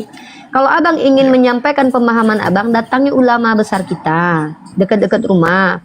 Ustadz, saya punya pemahaman begini, salah atau tidak? Jangan saya, nanti saya jadi dosen abang, saya nggak berhak. Saya hanya menjawab pertanyaan abang supaya kita sampai ke taraf makrifat. Yang saya lakukan tutorialnya adalah memperbaiki syariat. Begitu. Ada lagi pertanyaan selanjutnya? Ya oke, terima kasih banyak ya. Oke dah, udah. Semangat. Oke. Selalu semangat ya. Assalamualaikum. Siap. Oke, waalaikumsalam warahmatullahi wabarakatuh. Teman-teman perhatikan ya, teman-teman muslim ya. Sebenarnya tuh di Islam itu peduli tingkatan nggak sih? Tingkatan itu adalah level dari Allah. Maka kalian tidak akan dapat kalau kalian nggak berusaha. Caranya sudah Allah kasih tahu. Di mana Allah kasih tahu? Di seluruh Al-Quran. Di seluruh Al-Quran sudah Allah kasih tahu cara makrifat, cara supaya menjadi seorang yang dekat dengan Allah. Ya. Dan Allah sudah memberikan itu dengan cara mudah. La yukhallifullahu nafsan illa wus'aha. Enggak ada cara susah untuk mendekatkan diri kepada Allah. Bahkan tahukah Anda semua dengan mengatakan subhanallah wa bihamdi subhanallah lazim itu lebih berat timbangan amalnya daripada badan kalian sendiri. Begitu juga dengan perbuatan-perbuatan kita yang bahkan lebih cenderung itu sangat mudah dilakukan, itu bahkan lebih tinggi pahalanya daripada kalian naik haji. Ada itu amalan-amalan yang lebih tinggi daripada naik haji kata Rasulullah nih. Nih ya, saya tunjukkan nih. Ya, saya kasih data nih. Bukan berarti ibadah haji itu disepelekan. Bukan, karena Rasulullah pun beribadah haji walaupun cuma sekali. Nah, ada ilmu yang lebih, ada amalan yang bukan amalan itu pahalanya lebih besar daripada amalan daripada haji gitu. Ini ada beberapa nih. Yang pertama adalah belajar tuh ya. Dalam hadis riwayat Imam Tirmizi, keutamaan orang berilmu dibandingkan ahli ibadah seperti keutamaanku atas orang paling rendah di antara kalian. Masya Allah, tabarakallah, subhanallah. Orang ahli ibadah ternyata yang lebih tinggi dari dia orang berilmu. Tapi orang berilmu tidak beribadah, dia tergolong kepada anjing-anjing neraka. Makanya di Islam itu juga berbanding. Orang yang pertama masuk neraka adalah siapa? Mereka-mereka yang berilmu tapi tidak guna ilmunya. Tapi orang berilmu itu keutamaannya lebih tinggi daripada ahli ibadah. Berbakti kepada orang tua adalah lebih tinggi lagi ilmunya. Apa? Bukan berarti gini loh, jangan gini loh. Oh kalau gitu saya berilmu aja nggak perlu haji. Salah. Maksudnya keutamaan pahalanya gitu loh. Pahalanya lebih besar. Nah, tapi haji itu masuk ke dalam rukun Islam. Kalau kalian sudah wajib berhaji, berhaji. Kata hadis, jangan begitu cara memahaminya. Diksi hadis itu sangat mudah dipahami kok. Kalau hati kalian bersih, kalau hati kalian tidak diliputi kesombongan. Jadi artinya adalah, sungguh sangat mudah bagi kita itu sebenarnya mencari surga, tapi kita yang nggak mau. Kita melihat surga itu seolah mendaki lagi susah. Padahal sebenarnya amalan-amalan calon surga itu sangat banyak loh yang mudah, seperti seorang istri. Sangat sulit untuk menjadi istri soleha itu. Saya pun mengalami hal itu. Luar biasa sulitnya menjadi istri soleha. Bahkan Allah janjikan istri soleha itu cara dia ke surga. Bahkan dia boleh melalui pintu mana saja yang dia lewati. Mau pintu sedekah boleh, pintu ini boleh, pintu itu boleh. Masya Allah kan. Jadi istri soleha aja loh. Artinya, tapi kalian lihat, ada hadis yang mengatakan kebanyakan wanita itu masuk neraka karena kufur kepada suaminya, karena ternyata sulit menjadi istri solihah itu. Padahal itu mudah. Begitu juga teman-teman bayangkan, apa sulitnya mengucapkan subhanallah bilhamdi subhanallah lazim. Mudah teman-teman. Tapi apakah kalian pikirkan berapa kali kalian ucapkan itu dalam sehari? Mana lebih sering kalian mengumpat, mengatakan anjing, anjir, bejir, atau setan, daripada kalian mengucapkan subhanallah bilhamdi subhanallah lazim? Coba hitung sendirilah. Saya nggak usah hakimi teman-teman semua. Saya belajar ke diri saya sendiri. Saya juga begitu kok. Kalau kita tidak membiasakan itu, sampai kapanpun kita tidak terbiasa. Karena kita terbiasa mengumpat. Jadi teman-teman, surga itu sebenarnya sangat mudah didapatkan, tapi sulit untuk dilakukan. Sebenarnya Allah kasih jalan mudah, cuman memang kecenderungan kita kepada ingkar kepada Allah membuat itu saat jadi sulit. Neraka itu sebenarnya mahal. Kalian beli narkoba harganya berapa? Mahal. Kalian bayar perempuan, bayarnya ya, walaupun ada yang 25.000 ya, tetap aja kalian akan bayar mahal dengan penyakit HIV nanti. Kalian berobat lagi dubur kalian nanti. Kalian berjudi, berapa banyak duit kalian yang habis. Kalian kemudian membeli, ya banyak hal yang kalian bisa beli untuk menjadi asbab kalian masuk neraka. Yang merubah apa yang sudah Allah berikan kepada kalian. Pakai uang mahal, tapi mudah kan dilakukan oleh orang. Karena sebenarnya kalian telah membayar surga yang mudah gratis itu, kan gratis itu. Justru ketika kita memberikan uang 2000 perak kepada orang lain dan kita berikan itu lillahi ta'ala, lebih mampu memasukkan kita ke dalam surga ketimbang 2 miliar tapi itu bukan lillahi ta'ala. Wallahu a'lam bishawab. Ya, ini saya ambil pemahamannya dari fawailul lil musallin allazina hum an salatihim sahun. Fawailul lil musallin, ya, mereka yang celaka ketika sholat, mereka yang lalai dalam sholatnya. Ketika dia sendiri, kata ulama, dia tidak sholat, tapi ketika dia ramai dengan orang lain, dia sholat supaya terlihat sholat. Maka sholatnya itu membuat dia celaka. Allah lebih murka kepada dia karena sholatnya itu bukan karena Allah. Bukan berarti dia tidak boleh sholat. Sama, yang ngasih uang supaya kita dilihat ini ya bisa jadi membuat kita dimurkai oleh Allah. Nah, begitu. Jadi mudah sekali kok kalau betul-betul ingin masuk surga. Ada amalan-amalan yang sangat-sangat mudah dilakukan. Tapi zaman sekarang sulit. Mengucapkan subhanallah wa bihamdi, subhanallah lazim, itu sudah tidak lagi menjadi kebiasaan oleh orang-orang. Karena apa? Karena tidak membiasakan diri. Nah, semoga teman-teman semua yang nonton ini menjadi orang yang terbiasa mengucapkan lafaz-lafaz mulia itu dan mengurangi lafaz-lafaz yang tidak jelas dan tidak penting. Ini saya juga nasihatin diri saya sendiri, mudah-mudahan. Ya, silakan Roy Raffi, agamanya apa?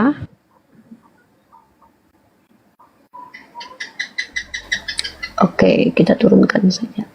Gitu teman-teman ya.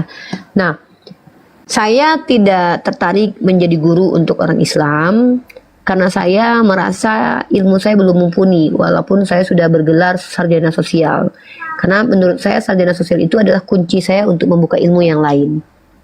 Nanti ketika saya sudah membaca banyak literasi dari ulama-ulama hebat kita, baru saya usahakan untuk memberikan ilmu gratis untuk umat Islam. Pendalaman materinya bisa. Tapi untuk saat ini saya hanya jadi bunda gembala saja dulu ya. Jadi bunda gembala ini ibaratkan menjadi guru PAUD. Jadi nggak ada levelnya saya dibandingkan ulama-ulama kita. Ya. Nah, biarkan saya menjadi bunda gembala untuk Oten dulu. Karena Oten ini terkadang nggak pakai ayat. Kita ngajarinya pakai logika saja pun. Mudah-mudahan sudah bisa memacu mereka untuk berpikir. Nah, jadi buat teman-teman Islam, jangan salah sangka kepada saya bukan ustazah. Saya apologet. Saya oke lah kalau gitu saya nyanyikan lagu saya ya. Lagu ini lagu wajib yang nyanyikan dimanapun saya berada. Judulnya adalah Bunda Gembala. Simak baik-baik buat Oten, pegangan yang kuat ya. Pegang jantung biar nggak keluar. Dan buat yang Islam nikmati saja. Kita intro dulu teman-teman. Intro ini harus jelas ya. Buat kalian yang melihat kerandaman saya jangan kaget. Inilah saya Bunda Gembala. Saya tidak bisa diatur oleh donatur, saya hanya bisa diatur oleh orang-orang yang saya izinkan mengatur. Donatur, mengatur, sorry, nggak usah jadi donatur. Gitu ya. Saya gitu. Ada yang jadi donatur, mengatur, sorry, nggak bisa. Mau jadi donatur aja. Mengatur, selebeo, nggak bisa. Oke, cepet. Saya ini Bunda Gembala. Dia Leo. Mungkin ada yang komplain, kok ustazah nyanyi-nyanyi? Lah, emang kenapa? Yang tidak boleh itu kan musik ya. Kan nyanyi nih. Inilah kerja saya mengembala domba. Apa yang kau fikirkan lagi? Cikridiu. Bila hari sudah pagi, siang dan juga malam, saya mulai menginjili untuk mengeluarkan setan. Di lubang hidung ada setan, tapi kita kendalikan. Di hidungmu ada Tuhan, tak mampu kendalikan kau. Rasa sayangnya, ini kerja Bunda Gembala, menginjili alam semesta. Bagi kalian jadi toksit, sana kalian menjauh saja. Kami akan terus berjalan menggali ilmu dan menyampaikan. Kalau kalian mau eksis, silakan cari sendiri jalan untuk jadi terkenal. Jangan bawa-bawa kami. Rasa sayangnya, lihat dari jauh, Bunda manis sekali. Hari ini pakai batik, aku jadi tambah cantik. Wahai kalian onten antik, muka kalian kayak plastik. Rasa sayangnya, lihat dari dekat, nandar monyong sekali. Oten-oten laknatullah, kerjanya bertanya saja. Kalau balik ditanyain, semua mencret-mencret darah. Rasa sayang-sayangnya, lihat dari dekat, dari jauh, bunda manis sekali. Itulah nyanyi yang harus kalian hafalkan sambil kalian angkat tangan ke atas dan kalian lambaikan, gitu ya. Buang durasi, lagi. apa dong. Buat teman-teman Oten yang terjerat utang pinjol, dikejar-kejar babi dan dikejar anjing, saya ucapkan selamat bergabung bersama kami. Bagi kalian yang ingin ilmu, inilah tempatnya. Bagi kalian yang ingin membuang-buang harga diri kalian, pergilah ke tempat Psikudis TV ya. Inilah tempat kita membangun mindset berpikir dengan cara menghibur dan juga mengedukasi. Buat teman-teman Islam semua, jangan kalian berharap aku akan menjadi seperti seorang nabi, harus sempurna, perfect, bercadar, berkata-kata lembut, baik hati, tidak sombong, rajin nabung. Jangan kalian berharap itu kepadaku, karena orang tuaku juga sudah lama berharap, tapi harapan itu hanyalah tinggal harapan ya. Jadi kalian hanya akan melihat wujudku dengan packaging ini, yang adalah aku adalah Rifa yang tidak akan pernah menjadi orang lain. Inilah aku Rifa. Terima silakan, tidak terima minggat, begitu ya. Selagi yang kujalankan bukanlah melanggar kaidah agamaku, maka jangan ada yang mencoba mengintervensiku, kecuali menasehati tidak masalah. Saling menasehati itu baik. Tapi kalau kalian mencoba, Rifa, kamu tidak boleh begitu, pakai cadar. Rifa, gelangnya tangannya kelihatan. Yang menanggung dosa aku. Selagi aku tidak melakukan hal di luar itu, jangan kalian mengintervensi. Aku bukan malaikat ya. Aku adalah Uni Rifa, Bunda Gembala. Orang lagi berperang, siat, terangkat sedikit roknya. Aku berperang, terangkat rokmu kelihatan. Nama orang lagi berperang. Kalau kebuka-buka jilbabnya lagi berperang, orang lagi bertinju, nah jilbabnya kebuka. Kau bertinju nggak ada adab, jilbabmu kebuka. Itu gitulah caranya, apanya. Orang lagi ini banyak pula ceritanya. Rifa makan jangan ditiup-tiup, kadang heran saya dengan orang-orang. Karena gitu dia ya. Ada Tuhan di hidungmu, ada setan di hidungku. Aku bersin, keluar setan. Kamu bersin, Tuhan yang berserakan. Jeng, jeng, jeng. Tuhan mati, katanya kekal. Tuhan tak mati, katanya tak kekal. Oteng tak bola balik, otak dibokong, ditanya balik semua berserakan. Jeng, jeng, jeng. Buat orang-orang yang sudah menonton siapa Uni Rifani sudah tahu. Uni Rifani orangnya gimana. Wibawa itu wajib teman-temannya. Apa? Dari interupsi. Coba lu buka permintaan. Kalau di tampilanku itu warnanya biru, di tampilan ini warna apa? Merah. Kalau ada permintaan. Permintaan. Iya, misalnya ada orang minta naik nih.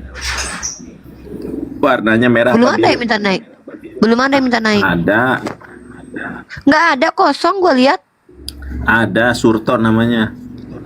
Gue tonjok lu ya. Nih gue tonjok sama lu ya, nih gue lihat ini. Oh, kenapa di sini nggak ada? Di sini ada. Iya. Di sini nggak ada loh. Nggak ada. Nih gue tunjukin sama lu ya nih. Gue kirim ke YouTube. Kan lu moderator, masa nggak ada? Gua kirim ke handphone lu, nggak ada, di nol nih, nih. Terus tadi lu naikinnya gimana? Ini lagi nggak ada orang. Ada, lu gimana sih? Ih ya Allah, ini gua kirim sama lu ya bentar. Tuh, baru gue naikin tuh, udah gue naikin ya, percuma sekarang cuma naik 1 tadi.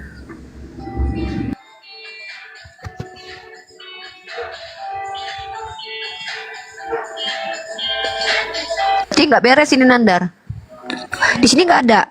Di akun yang gua pakai kamera ini, Unirifa 14 ini tuh kosong, tadi nggak ada. Oh, ini ada satu orang nih. Ini ada satu orang. Namanya Ambotuo.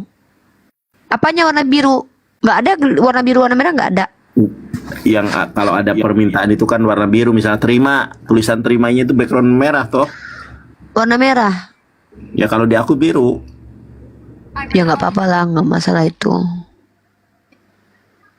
Nggak masalah itu. Itu mungkin karena lu udah upgrade itu.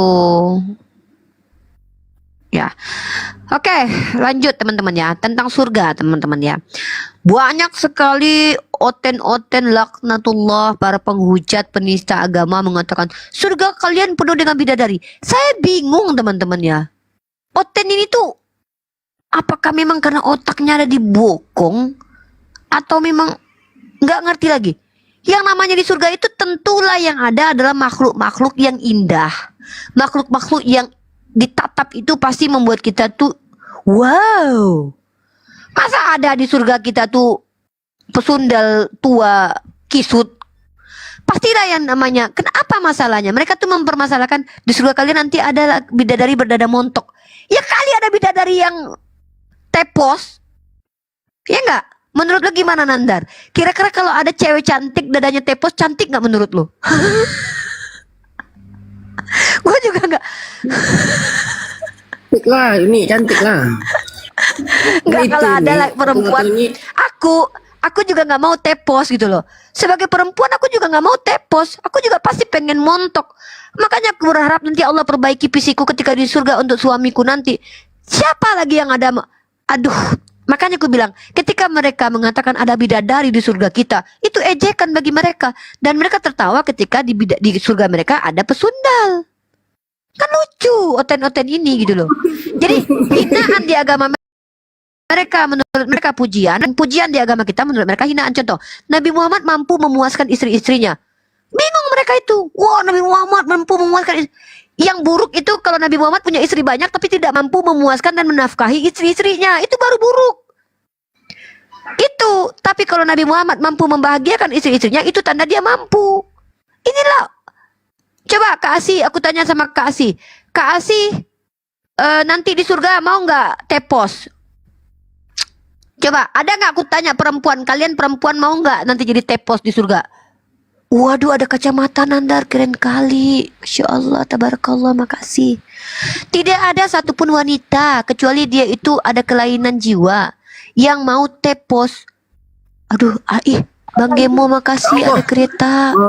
Masya Allah, siapa itu? Barakallahu fikum. Baiklah, saya nyanyikan sebuah lagu untuk pemberi kereta. Enggak lah, aku enggak mau menyanyikan lagu, aku mau bacakan Al-Quran aja ya buat abang. Semoga bacaan Al-Quranku ini bermanfaat ya. Gak ada manfaatnya nyanyi, aku baca Quran aja. A'udzu billahi minasyaitonir rajim. Ini hadiah buat kereta tadi ya. Bismillahirrahmanirrahim. Toha ma anzalna 'alaikal qur'ana litasqa illa tazkiratan liman yakhsha tanzilam mimman khalaqal kok salah? Lihat dulu lah, Al-Qur'annya salah, hafalannya lupa teman-teman, jarang mohon maaf. Bagus Uni. Bagus banget ya. Biar nggak salah aku. Toha, iya. Ulang lagi ya. Ini buat hadiah buat abang barusan yang telah memberikan ini. Mudah-mudahan bacaan Quran ini memperbaiki akhlak kita, menjadikan kita sebagai orang yang semakin hidup hatinya. A'udzubillahi minasyaitonirrajim. Bismillahirrahmanirrahim. Sebenarnya ini hafalan aku teman-teman, karena jarang murojaah jadinya kurang hafal. Toha ma anzalna 'alaikal qur'ana litasqa illa tadhkiratan liman yakhsha tanzilam mimman khalaqal arda was samawatil ula Ar-Rahmanu 'alal arsy istawa. Masyaallah. Lahu ma fis samawati wa ma fil ardi wa ma bainahuma wa ma tahtash syara. Wa in tajhar bil qawli fa innahu ya'lamus sirra wa aghfa. Allahu la ilaha illahu lahul asmaul husna. Allahu la ilaha illahu lahul asmaul husna. Semoga Allah merahmati upaya teman-teman semua mensupport kami, mensupport saya, mensupport Nandar, mensupport Apologet, sehingga apa yang kami lakukan ini tidak sia-sia, menjadi asbab nanti kita bertemu di jannah Allah, saling mengingat, ini loh yang saya kasih dulu topi, yang saya kasih dulu kacamata, ini dulu yang saya kasih kereta api. Lalu saya mengembali, wah kita tidak pernah bertemu ya akhi, kita tidak pernah bersua ya akhi. Seandainya kalian tidak menemukan aku di jannah Allah nanti, tolong cari saya, jemput saya, katakanlah apa yang pernah saya lakukan ini. Masya Allah, dikasih itu lagi sama abangnya, subhanallah. Saya tidak meminta, tapi kalau antum memberikan dengan ikhlas, semoga kembali kepada teman-teman. Baik, kita terjem ya surat Toha dan kita bahas untuk makna surat Toha. Kenapa saya mencintai surat Toha ini? Selain surat Toha ini adalah surat yang membuktikan keberadaan Allah kepada Nabi Musa, dan juga banyak maknanya yang membuat kita akan Allahu la ilaha illahu, Allah tiada Tuhan. Allahu la ilaha illahu, Allah tiada ilah, kita nafikan ilah, bahwa hanya Allah lah, selain dia. Hu Allah, selain Allah. Lahul asmaul husna, dan bagi Allah adalah nama-nama yang baik. Inilah ayat favorit saya, karena ini memuji Allah secara mantap sekali, paripurna dengan seluruh asmaul husna. Ya, surah Ali Imran 18-19. Nanti saya bacakan abang, karena saya tuh senangnya baca yang saya hafalkan, murojaah ya. Kalau yang belum saya hafalkan, saya takut membacanya nanti tidak tartil, tidak sesuai dengan tajwid ya, walaupun saya sudah belajar tajwid. Tapi kita bahas teman-teman. Di sini dikatakan bahwa Allah mengatakan kepada kita, subhanallah Bang Gemo Reader, jangan boros-boros Bang, karena insya Allah ke depan ekonomi akan semakin sulit. Kalau abang banyak tabungan, abang menabung untuk persiapan abang menghadapi kehidupan akan datang. Nabi Isa akan turun, sama-sama nanti kita backup Nabi Isa. Ketika Nabi Isa turun, setidaknya kita bisa memberikan makan kepada pengikut-pengikut Nabi Isa untuk melawan kemaksiatan di dunia. Oke, kita baca Bismillahirrahmanirrahim. Ma anzalna, ya, dan tidaklah diturunkan Al-Quran, ya, dan Al-Quran itu diturunkan kepada Nabi Muhammad itu tidak untuk membuat Nabi Muhammad susah. Ma anzalna alaikal Qur'ana litasqa, ya, tidaklah Al-Quran itu diturunkan kepada alaika, kepadamu ya Muhammad, untuk membuat dia susah. Tidak mungkin Allah sengaja menyusahkan, apalagi sengaja Tuhan untuk mengutus nabinya untuk dimatikan di tiang salib. Itu tidak mungkin. Allah mengatakan Al-Quran itu diberikan kepada Nabi Muhammad bukan membuat Nabi Muhammad susah, bukan membuat Nabi Muhammad sulit, tetapi Nabi Muhammad tetap akan mengikuti ujian sunnatullah, akan tetap berjalan. Kalian lihat bagaimana perjalanan baginda Rasulullah Muhammad SAW.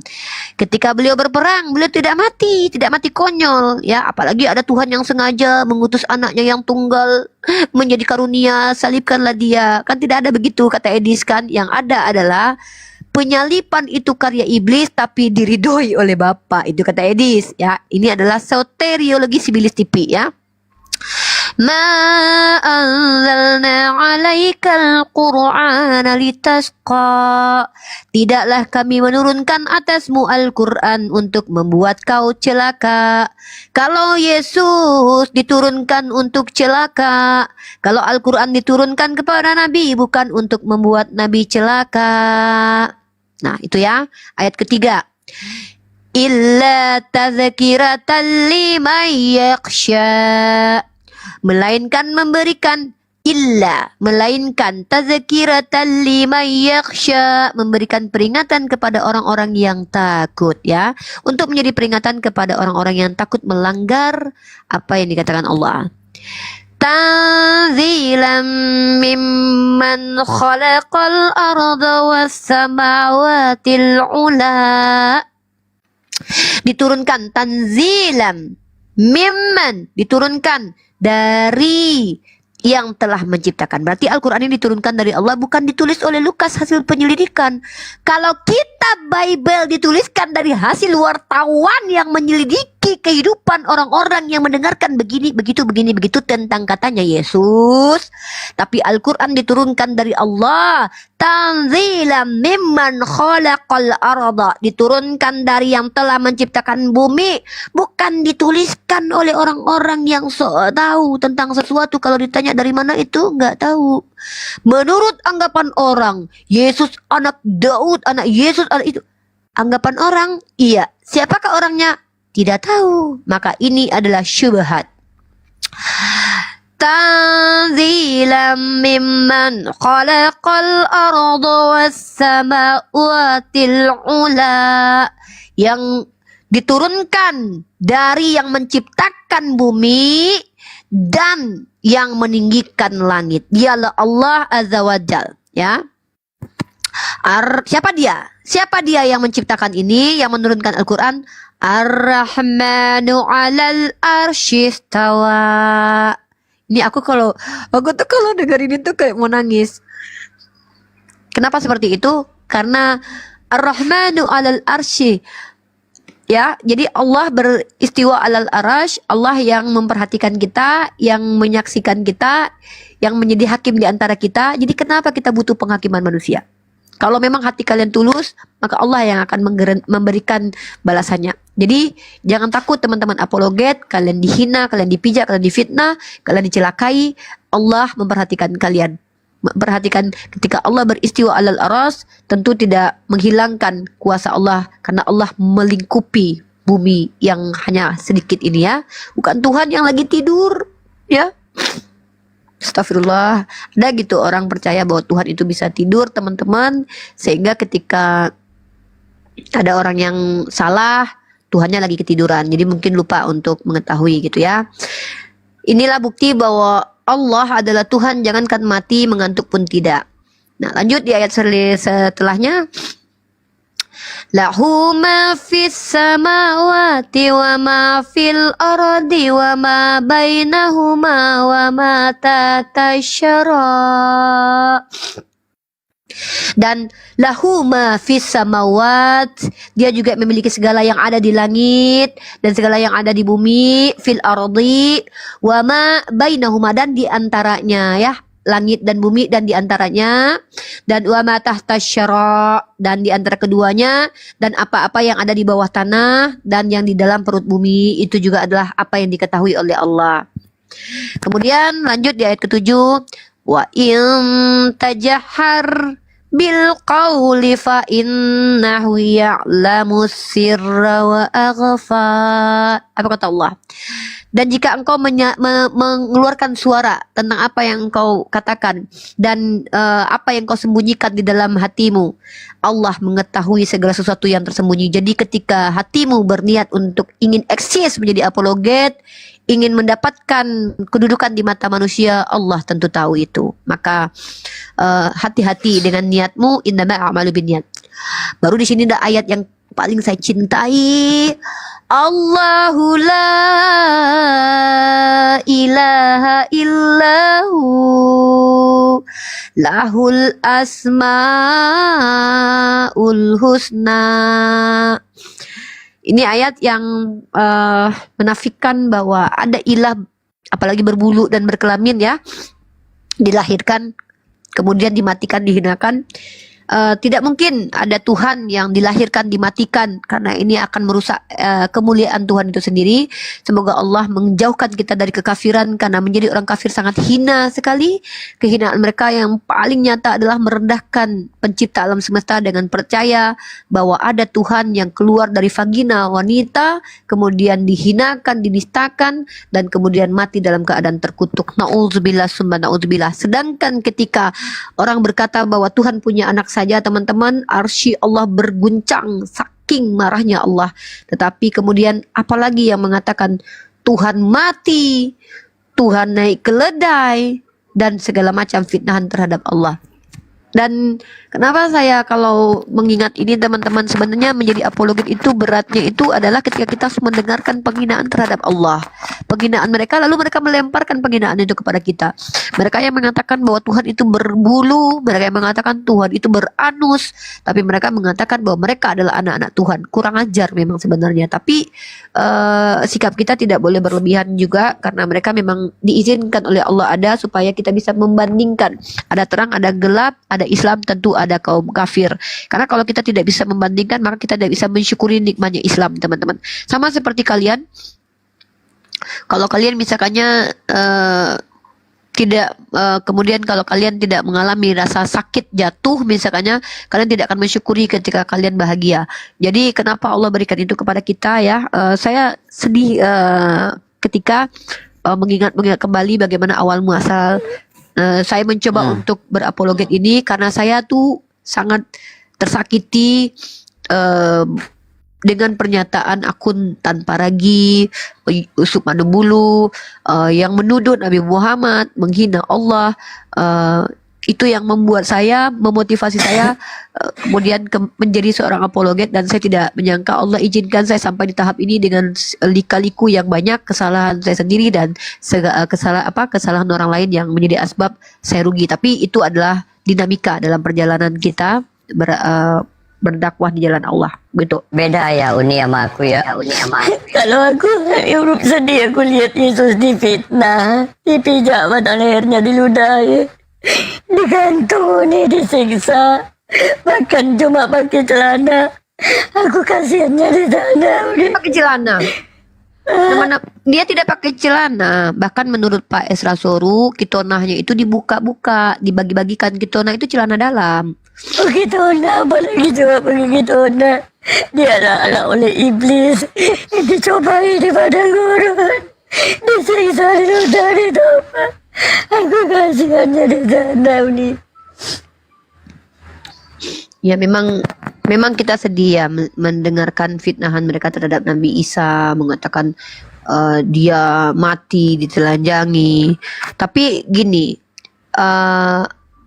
kata Allah, mereka ini orang yang ketika memilih untuk hina dan nista, mereka menganggap kehinaan itu adalah kebaikan, dijadikan indah bagi mereka perbuatan-perbuatan maksiat itu. Seperti itu Mika. Jadi teman-teman, dunia apologetika ini saya sudah hampir 7 tahun teman-teman. Saya menyaksikan sendiri bagaimana penghinaan mereka terhadap agama Allah. Kalau kita telusuri, justru kalau kita boleh jujur, keimanan Kristen itu adalah penistaan terbesar terhadap para nabi. Saya kaget dulu ketika membaca Nabi Daud alaihissalam yang bahkan mengajarkan puasa Daud. Dengan cara berpuasa Daud saja, Nabi Daud itu menunjukkan betapa Nabi Daud itu mulia sekali teman-teman. Saking mulianya beliau itu mampu berpuasa Daud. Artinya beliau itu mampu menahan syahwatnya. Tiba-tiba ada kitab yang mengatakan bahwa Nabi Daud yang kita muliakan ini mengambil istri orang gitu. Ini tuh sangat, sangat, mungkin kalian karena kita kan bilang ya, Nabi kita tuh Nabi Muhammad. Enggak, Nabi Daud itu Nabi kita. Membela kemuliaan Nabi Daud, saya yakin Allah juga akan mencintai kita. Karena Allah tentu mencintai Nabi Daud. Begitu juga saya lihat Nabi Sulaiman dijawab oleh Allah dalam Quran surah Al-Baqarah. Ya, saya memang ini yang menjadi asbab saya tetap bertahan teman-teman ya. Dalam Quran mungkin saya bacakan sedikit. Bismillahirrahmanirrahim. Wattaba'u ma tatlu syayatinu ala mulki Sulaiman wa ma kafara Sulaimanu wa ma kafara Sulaiman. Ini pembelaan Allah terhadap fitnah terhadap Nabi Sulaiman ya. Saya berpikir begini, kenapa Allah sebutkan Nabi Sulaiman ini tidak kafir? Kalau Allah sudah katakan dia nabi, maka kan kita kalau membaca Al-Quran kan kita nggak butuh lagi klaim Allah bahwa Nabi Sulaiman ini. Kalau aku secara rasional ya, harusnya kan ngapain lagi ditegasin Nabi Sulaiman itu tidak kafir? Kan kita tahu kalau dia nabi. Karena kalau kita umat Islam kan kalau dikatakan dia nabi sudah tahu kalau dia maksum, kan gitu ya. Ini pikiran saya pada waktu itu. Setelah saya membaca Bible baru saya tahu kenapa Allah tegaskan gitu loh. Karena memang mereka memfitnah Nabi Sulaiman, mengatakan Nabi Sulaiman itu kafir kepada Allah untuk mengikuti penyembahan terhadap Baal dan Molok gara-gara mengikuti perempuan gitu. Dan saya pikir Nabi Sulaiman ini adalah salah satu nabi yang memiliki hikmat, bahkan Kan tidak ada nabi yang seperti beliau, bahkan Rasulullah pun tidak diberikan seperti beliau itu kekayaan ya. Karena hanya Nabi Sulaiman yang diberikan kekayaan dan mampu mengendalikan makhluk-makhluk lain. Artinya nabi itu semua memiliki kelebihan masing-masing, teman-teman. Tapi mereka menistakan Nabi Sulaiman yang adalah nabi bagi kita. Mungkin kalian yang ya berpatokan bahwa nabi kita kan Nabi Muhammad kita. Nabi Sulaiman itu nabi kita. Bila katakan Nabi Sulaiman kafir, makanya saya bertekad untuk ya setidaknya saya tidak berjuang dengan mereka waktu mereka hadir ke muka bumi ini. Setidaknya saya memuliakan nama mereka dengan cara menunjukkan bahwa mereka tidak layak difitnah seperti itu. Makanya saya bertanya sama orang-orang Kristen ya, kalau memang Sulaiman itu adalah orang yang akan menyembah kepada ilah lain, kenapa Tuhan ketika lahir Sulaiman itu Tuhan kalian berkenan kepada Sulaiman? Apa Tuhan kalian nggak tahu kalau dia akan ingkar nanti? Kan gitu ya. Tuhan kalian apakah sebegitu tidak tahunya kalau Sulaiman ini akan jadi pengkhianat? Kok ada Tuhan yang tahu kalau nanti Sulaiman ini berkhianat menyembah kepada ilah lain, kok waktu lahir kok malah seneng gitu loh. Itu bukti kalau Nabi Sulaiman itu tidak sekeji itu. Begitu juga dengan Nabi Yakub, teman-teman perhatikan, tidak kalah menjijikkan dan mengerikan fitnahan mereka terhadap Nabi kita Nabi Yakub alaihissalam. Bagaimana Nabi Yakub dituduh menipu bapaknya Ishak, teman-teman. Jadi hari ini kalian tidak menangis karena kalian masih di dunia, tapi nanti ketika kalian di yaumul hisab, kalian akan berburu untuk mencari mereka nanti. Kalian akan berburu mencari mereka. Di surga nanti kalian akan sibuk cari mereka nanti, karena mereka ada orang-orang yang dimuliakan oleh Allah. Asbab mereka lah nabi-nabi itu diturunkan. Tahu nggak? Nabi Ibrahim itu pernah berdoa supaya diturunkan Nabi Muhammad, diutus seorang rasul. Memang tanpa berdoa pun Nabi Ibrahim, Nabi Muhammad akan diutus. Tapi begitulah Nabi Ibrahim memikirkan keturunannya, memikirkan umat setelahnya. Nah, ketika nabi-nabi itu memikirkan kita yang belum lahir ini, kenapa kita tidak mau memuliakan mereka gitu loh. Nabi-nabi itu kalian belum ada, nabi-nabi itu sudah mikirkan kalian loh. Nabi Muhammad itu sebelum kita ada di dunia, beliau sudah mikirkan kita loh, ummati, ummati, ummati. Lah kalian nabi kalian dihujat, kalian tenang-tenang aja kan, nggak adil gitu. Makanya ketika oten laknatullah menuduh Nabi Sulaiman kafir, Nabi Yakub berdusta, Nabi Daud berzina, apalagi Nabi Muhammad, yang Nabi Isa aja yang mereka akui sebagai Tuhan mereka katakan terkutuk. Jadi bagaimana mungkin kita berharap mereka memuliakan Nabi Muhammad, kita sebagai umat Nabi Muhammad? Nabi-nabi yang mereka akui di kitab mereka aja mereka hina. Hosea mereka katakan bersundal disuruh Tuhan. Daud mereka katakan mengambil istri orang. Mereka percaya dengan itu. Lalu kita berharap mereka akan memuliakan Nabi kita Muhammad SAW. Tidak akan pernah, teman-teman. Sama seperti Yahudi. Yahudi itu tidak akan pernah kembali kepada Allah karena dia menolak Nabi Isa. Itu ibarat kata bagaimana mungkin lurus jalannya sudah tersumbat di awal-awal gitu loh. Makanya Yahudi itu dilaknat oleh Allah. Dan dilaknatlah orang-orang Yahudi itu karena lisannya Nabi Daud dan lisannya Nabi Musa. Mereka sudah ingkari Nabi Musa di awal, bagaimana mungkin mereka menerima Nabi Isa? Setelah mereka ingkari Nabi Isa, mustahil mereka menerima Nabi Muhammad. Makanya mereka sampai mati akan seperti itu. Mereka adalah orang-orang yang mengatakan penghujatan itu adalah keimanan mereka. Mereka percaya bahwa Tuhan itu berkelamin. Mereka percaya Tuhan itu berbulu.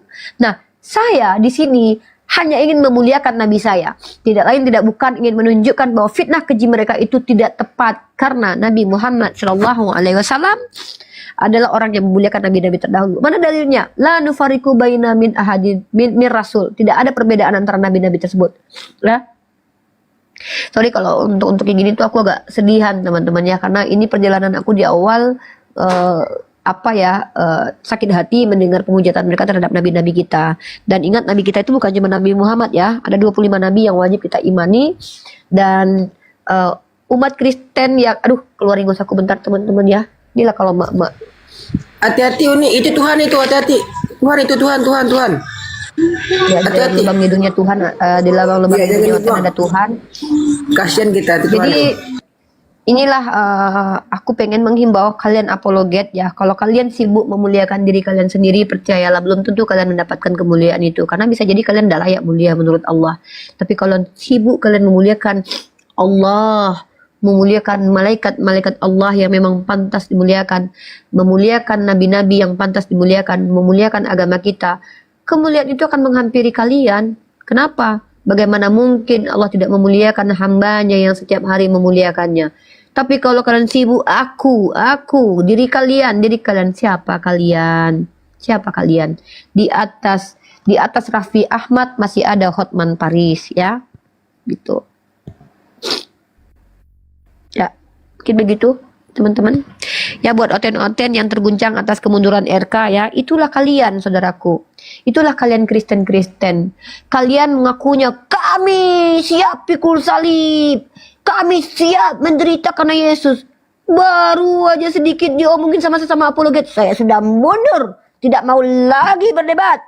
Kalau mau narkoba, ayo. Mau kelabing, ayo. Tapi berapologet, saya tidak mau lagi. Pikul salib ya. Kita pikul salib ya. Gak ada yang donasi.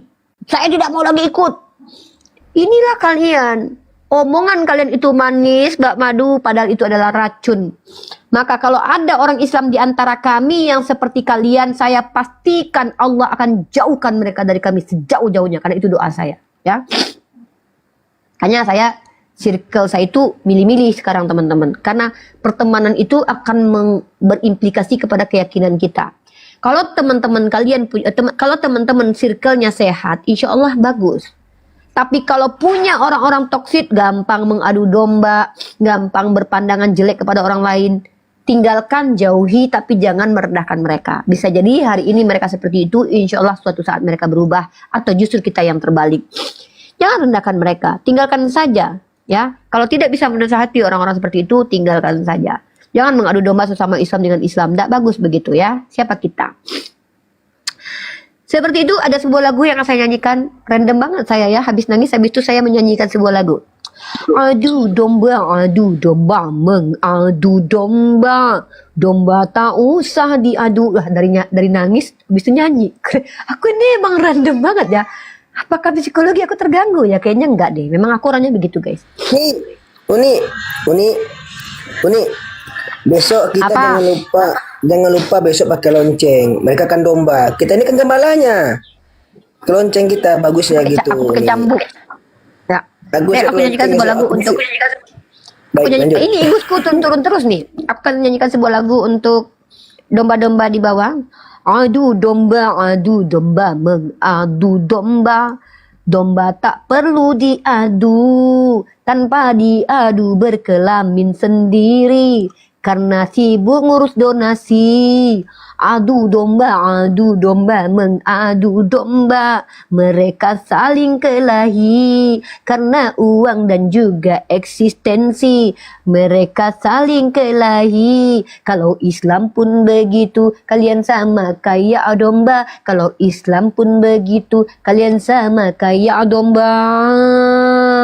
Kita ini Islam, bukanlah domba. Jangan mau diadu domba, karena kita bukan domba. Aisyah, adu domba, diadu domba. Tanpa diadu mereka berkelahi. Gitu ya.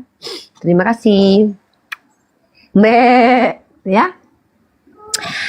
Buat teman-teman karesteng, anak-anak domba, anak-anak bunda, anak-anak setan, anak-anak dajjal, anak-anak hantu belau, anak-anak peneo magios, jangan terguncang. Kalau memang kalian benar, sampaikanlah kebenaran itu. Kalau memang kalian tidak benar dan apa yang kami sampaikan telah tak bisa kalian bantah kebenarannya, kenapa kau masih menolak? Oh ya teman-teman ya, yang ingin bertemu Uniriva ya, nanti Uniriva jumpa Pens, kita ketemu di Golgota Distrik 3 halaman ke-10 ya. Yang aku mau jalan-jalan teman-teman. Teman-teman ada yang tinggal di teman-teman ada yang ini enggak? Ada yang sayang sama aku enggak? Ya tapi jangan Oten. Nanti kalau Oten ketemu sama aku mereka birahi teman-teman. Ada yang mau ketemu sama aku enggak? Ya, ada yang mau traktir aku makan? Kalau ada yang mau traktir aku makan, jangan yang mahal-mahal ya. Maksudnya yang murah-murah aja. Ya. Ada yang mau traktir aku makan? Ada? Di mana? Ketemu. Dulu aku katanya. Ya, kalau ada yang mau traktir aku makan, silakan kita makan-makan, tentukan satu tempat, kita makan-makan. Nanti insya Allah aku akan menyanyikan 3 lagu buat kalian yang traktir aku makan. Ada Uni di kita makannya di apa aja di Nazaret. Bebas itu bahasa itu. Di Nazaret. Tapi aku takut loh. Ke Batam lah Uni ya, insya Allah, karena kan mama aku di Batam, ya. Teman-teman, aku nggak bisa berkuar-kuar ya. Nanti aku ada di sini, ada di situ, ada di sini. Jangan kau percaya ya. Berarti siapa yang melihat Unirifa ada di sana, ada di situ, jangan kau percaya karena Unirifa ini akan berkeliling dunia ya. Jadi seperti yang dijanjikan Bunda Ike ya, akan jalan-jalan ke suatu tempat yang ingin bertemu silakan, tapi takut nanti janganlah, nanti Oten lagi kan. Oten deh kalau ketemu sama aku birahi nanti ya. Gitu. Ya silakan teman-teman Kristen yang ingin menunjukkan kebenaran agamanya ya silakan. Tapi biasanya sulit sih. Bukan sulit sih, nggak bisa sih emang menunjukkan kebenaran agamanya di sini. Ya. Aduh, kenapa pada Paradok naik ke atas dong yuk. Yuk Paradok. Yesus juga pernah dikatakan ODGJ lu dulu Paradok. Naik sini. Ya. Sini naik bro. Naik anak bunda, naik nak. Anak bunda naik sini nak. Anak bunda naik sini. Kelvin Sanjaya, muka layu bikin birahi. Oh, ya buktinya kan kalian senang lihat aku. Sini Kelvin Sanjaya. Ini loh Kelvin Sanjaya. Dibandingkan bokong saya, mungkin ya, muka kalian itu ndak ada serinya karena kalian pemakan babi. Percayalah sama saya, ndak ada seri-serinya. Kenapa Kelvin Sanjaya nggak berani naik? Takut birahi sama bunda? Iya. Takut? Iya. Takut sama bunda? Bunda ini nggak jahat loh. Bunda ini kenapa? Lagu ini Uni itu kesombongan. Lagu apa itu? Request lagu teman-teman ya. Request lagu teman-teman ya. Kita akan menyanyikan sebuah lagu rap teman-teman ya. Lagu rap ini saya persembahkan untuk RK ya.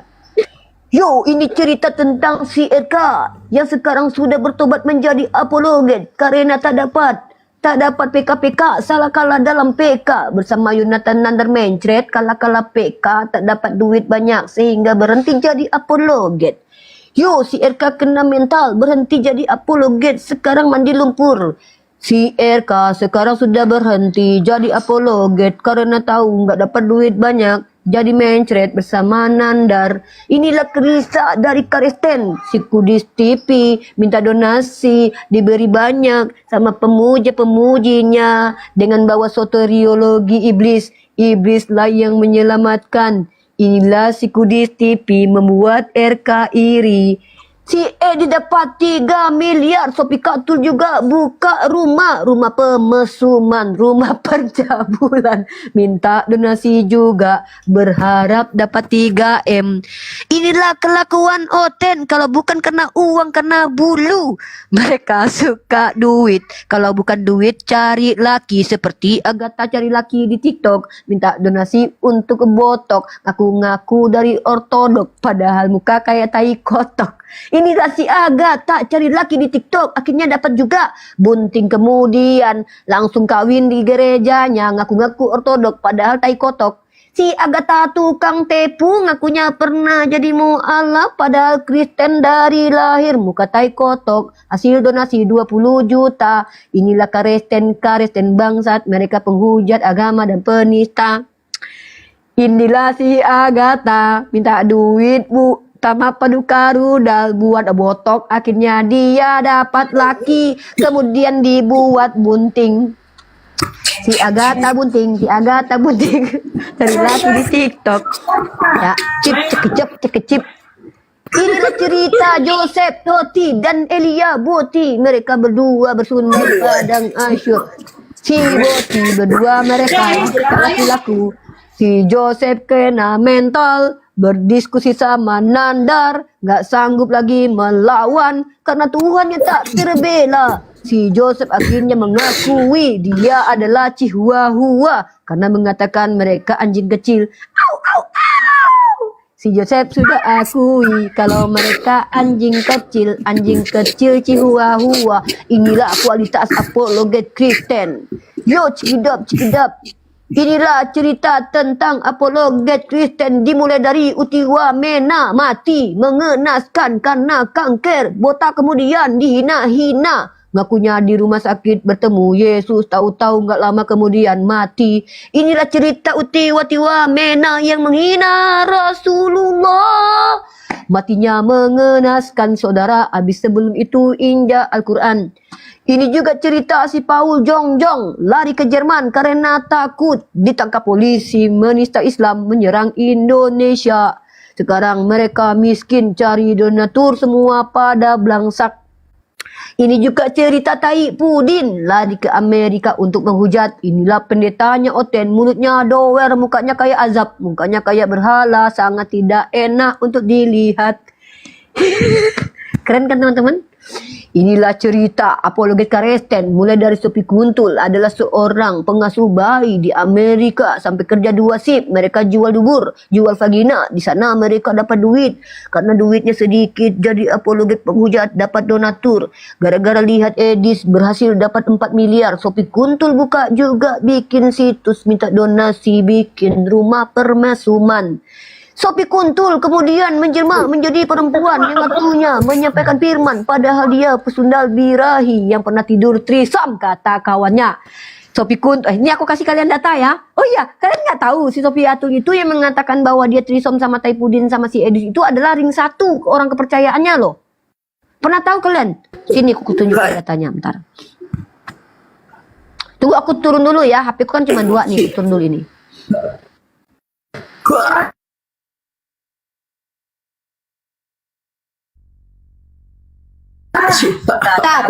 Nandar, lu bisa puterin ini nggak Nandar? Nggak bisa ya, si Nandar ini malas paling. Nandar. Nandar, lu bisa puterin ini nggak Nandar? Teman-teman ngabak di bagu ya. Nih. Ah nih, dengarkan baik-baik teman-teman. Nah ya, bentar. Saya akan tunjukkan kepada kalian Sophie Kuntul itu threesome, ya dia threesome, ya dia melakukan hubungan seksual yang. Saya tahu nih namanya, misalnya nih Ovid begitu ya, kayak ataupun tobat begitu. Ketika saya mempercayakan hal-hal yang besar yang bersifat rahasia, di situ ada data-data apologi. Dia mempercayakan hal yang rahasia kepada orang terdekat dia. Nah, nanti dia akan bongkar sendiri bahwa ada orang kepercayaannya yang membongkar rahasianya. Nih. Dan sebagainya. Itu menjadi pengkhianat sendiri. Nah itu saya nggak mau lakukan itu karena kita nggak tahu siapa orangnya gitu loh Pak Lumeho, betul nggak Pak? Saya nggak pernah ketemu nih orangnya siapa. Ya termasuk tim saya sendiri. Jadi yang kemarin yang naik di Bang Edis itu adalah orang Al-Hayat sendiri tuh. Itu ring 1 saya yang naik. Tuh ring 1-nya. Ya, yang mengatakan Bang Edis itu masuk lewat Meksiko. Lalu Edis, Abi Saipudin dan Edis itu seranjang bertiga, threesome, 3-in-1. Orang kepercayaan siapa? Yang mengatakan Sophie Kuntul dan Tai Pudin dan si Kudis TV threesome 1 ranjang adalah orang terdekatnya ring 1. Waduh. Ini adalah berita heboh masa kini teman-teman. Ulang lagi ya. Edis itu seranjang bertiga, threesome, 3-in-1. Itu orang kepercayaan saya Pak. Itu orang ring 1-nya Al-Hayat Indonesia. Sudah kuduga Sophie Kuntul bersundal di padang Asyur lari ke sana untuk menjual bokong dan menjual paginanya lalu menghujat agama kita. Inilah yang disupport Oten semua. Mereka dapat duit menjual pagina dan mereka seranjang bertiga. Si Edis sama Tai Pudin gantian pakai Sophie Kuntul. Habis itu Edis Tai Pudin langsung berdua main juga. Habis Sophie Kuntul bengek. Setelah itu Tai Pudin dan Edis mereka saling berdua juga karena mereka juga saling mengisi dubur masing-masing. Wow, ini menarik sekali. Wow, ini aku nggak nyangka. Sungguh luar biasa kelakuan para Oten Durjana, penghujat penista agama Islam. Kelakuannya kayak setan. Ada yang threesome, ada yang tidur seranjang bertiga. Ternyata ini dikatakan sama ring 1 orang kepercayaan Sophie Kuntul. Au. Itu gigi palsu si Sophie Kuntul kebuang kebuka ketika cipokan sama Tai Pudin birahi. Karena bibir Tai Pudin dower disodot giginya Sophie Kuntul. Setelah itu gantian sama Edis.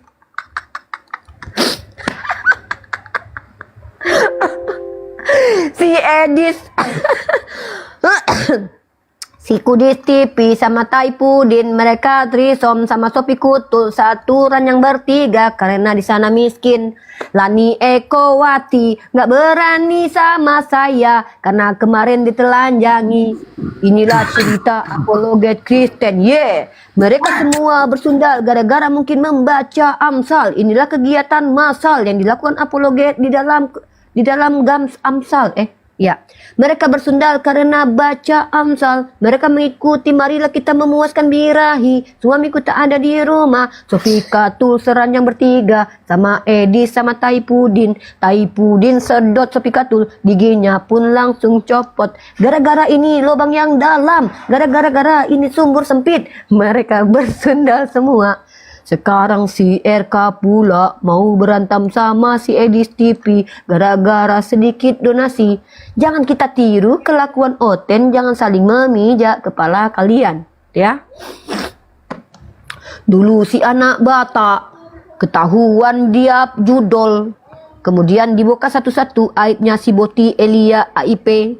Bersama Lina Wijaya buka celana dalam, si Metatron mencabuli anak orang langsung kabur ke luar negeri. Kita semakin sibuk cari ilmu, mereka sibuk cari bulu. Kita sibuk cari ilmu, mereka sibuk cari bulu. Bulu dir. Kita sibuk cari ilmu, dia sibuk cari bulu. Kita sibuk cari ilmu, Oten sibuk cari bulu.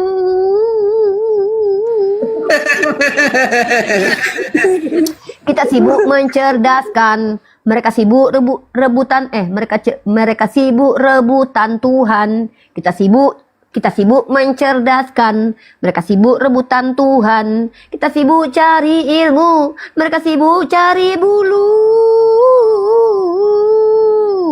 Mulai dari si Memek Kucuk, si Memek Kucuk ngakunya murtadin padahal Oten namanya Kosman Cornelius. Masa iya Islam adanya nama Cornelius? Si Memek Kucuk masuk penjara makan tai, dikasih Napoleon makan tai, mukanya kusut kemarin ke salon, berharap mau jadi penghujat lagi. Tapi nanti bakalan dikawinin sama Yuli Memek Kucuk. Ya, si Yuli Dugong mulai belajar birahi-birahian, sok-sok baik di awal tapi kelakuannya memang parah.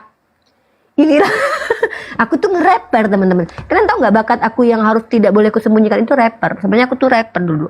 Sebelum aku jadi pendebat lintas agama tuh aku rapper. Dulu aku menghafal lagunya Dirgot, bukan Dirgot ya. Tahu kalian lagunya Eminem? Begini God rap God no God. Itu aku dulu hafal, sekarang enggak. Karena aku pikir ngapain gue hafalin lagu rap God, mending gue menghafal Al-Quran. Nah itu awal muasalnya. Silakan Surto. Si Memek Kucuk. Sebelum ke sana Uni, teman-teman di bawah, abang-abang, guru-guru ya dibantulah di pulau-pulau akun saya ya teman-teman ya. Lanjut Uni, lanjut. Sampaikan Lemon, apa manfaatnya orang memfollow kamu? Jangan orang follow tapi nggak ada guna buat peradaban. Kira-kira kalau orang memfollow, apa gunanya kamu buat peradaban? Jelasin begitu.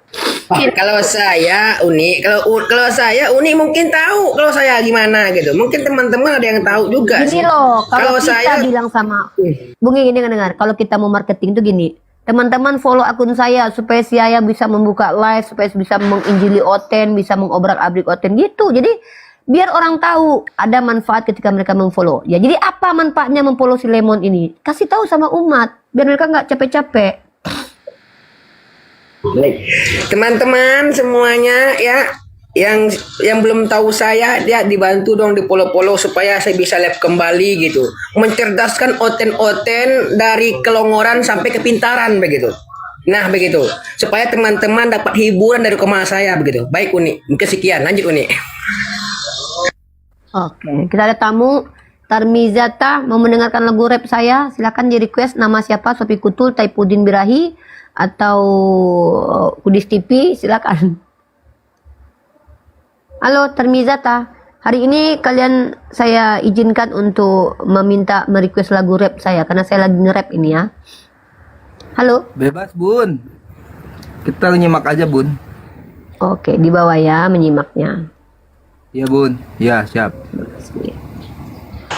Aduh, Inilah dia kisah apologet Oten. Kalau nggak buka celana dalam, cari bulu. Kalau nggak rebutan Tuhan. Inilah apologet Oten, mulai dari Taifuddin Birahi sampai si Paul Jong, juga sampai Rudi Iskariot. Kamu kemarin lulus jalur bulu Jambi ya? Lani Ekowati ternyata trisam sama si Kudisipi sama Taifuddin Birahi. Mereka semua bertiga, satu ranjang bertiga. Karena miskin, butuh duit jemaatnya. Mereka cari donasi, bikin rumah permesuman. Taifuddin Birahi, congkel topi kuntul, sama si Kudis TV seranjang bertiga. Itu kan ring satunya yang bilang begitu. Mari kita simak.